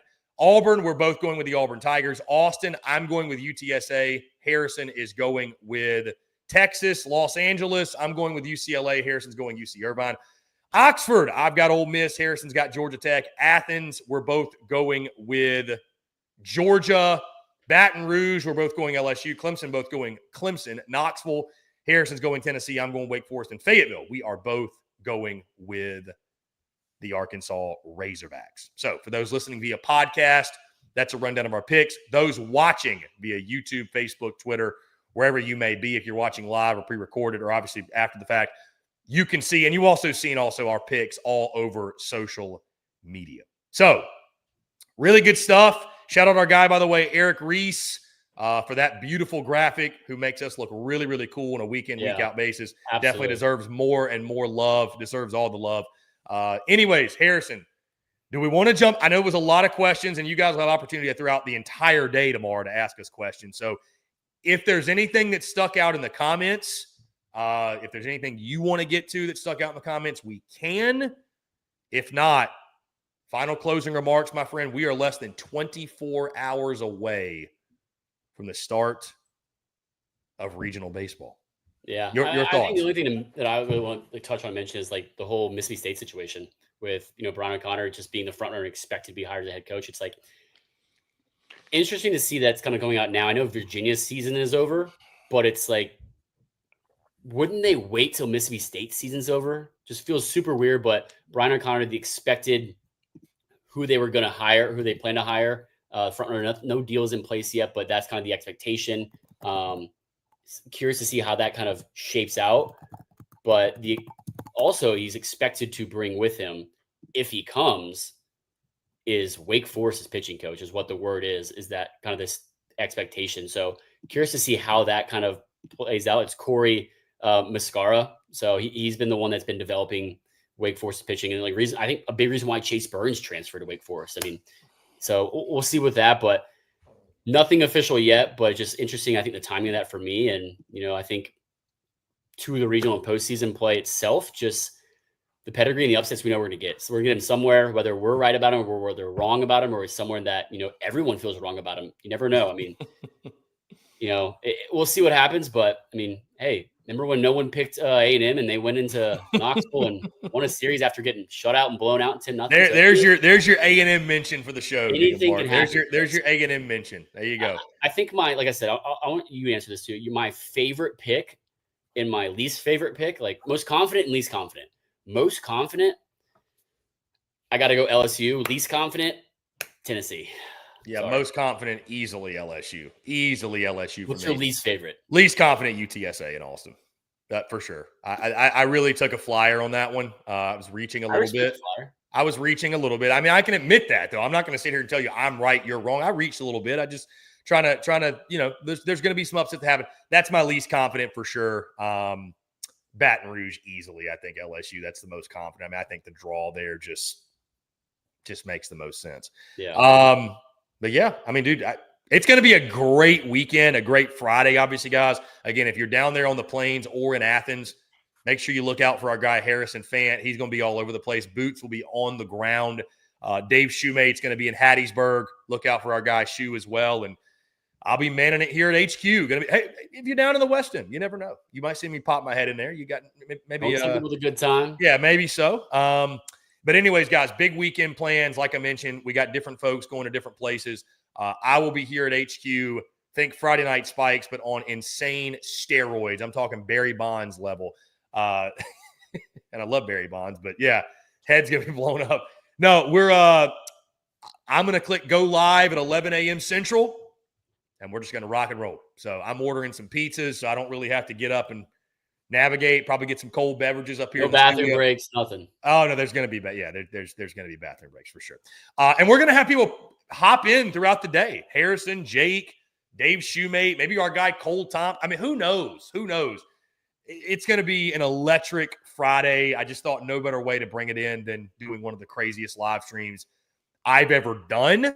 And we've had so much fun with Friday Night Spikes, so much fun with this content with you guys that I figured, why not? Let's do it with a bang, and thought no better way to bring in the regional weekend. So we got an electric day full of baseball. Harrison, I appreciate you taking the time. Obviously, again, longer show today, but hey, man, postseason's here. It calls for it. Yeah, postseason here. It calls for it. I'm fired up. You're fired up. And we know you guys are as well. So again, Harrison, unless you got anything else, we'll go ahead, put a pin in it. No, maybe we'll find some guest appearances tomorrow. We'll see. Yeah, maybe so. It'll be a lot of fun. Guys, anyways, appreciate you all tuning in as always. Make sure you like, subscribe, turn on notifications, check us out via podcast. Wherever you get your podcast, you can also find us across all social media platforms as well as our website, secunfiltered.com. For Harrison Fant, I'm Chris Phillips. This is the Windup, SEC Unfiltered's bi-weekly college baseball show, the best college baseball show on the internet. Y'all have a great rest of your Thursday and get some rest. The road to Omaha starts tomorrow. We'll talk to you then. Take care.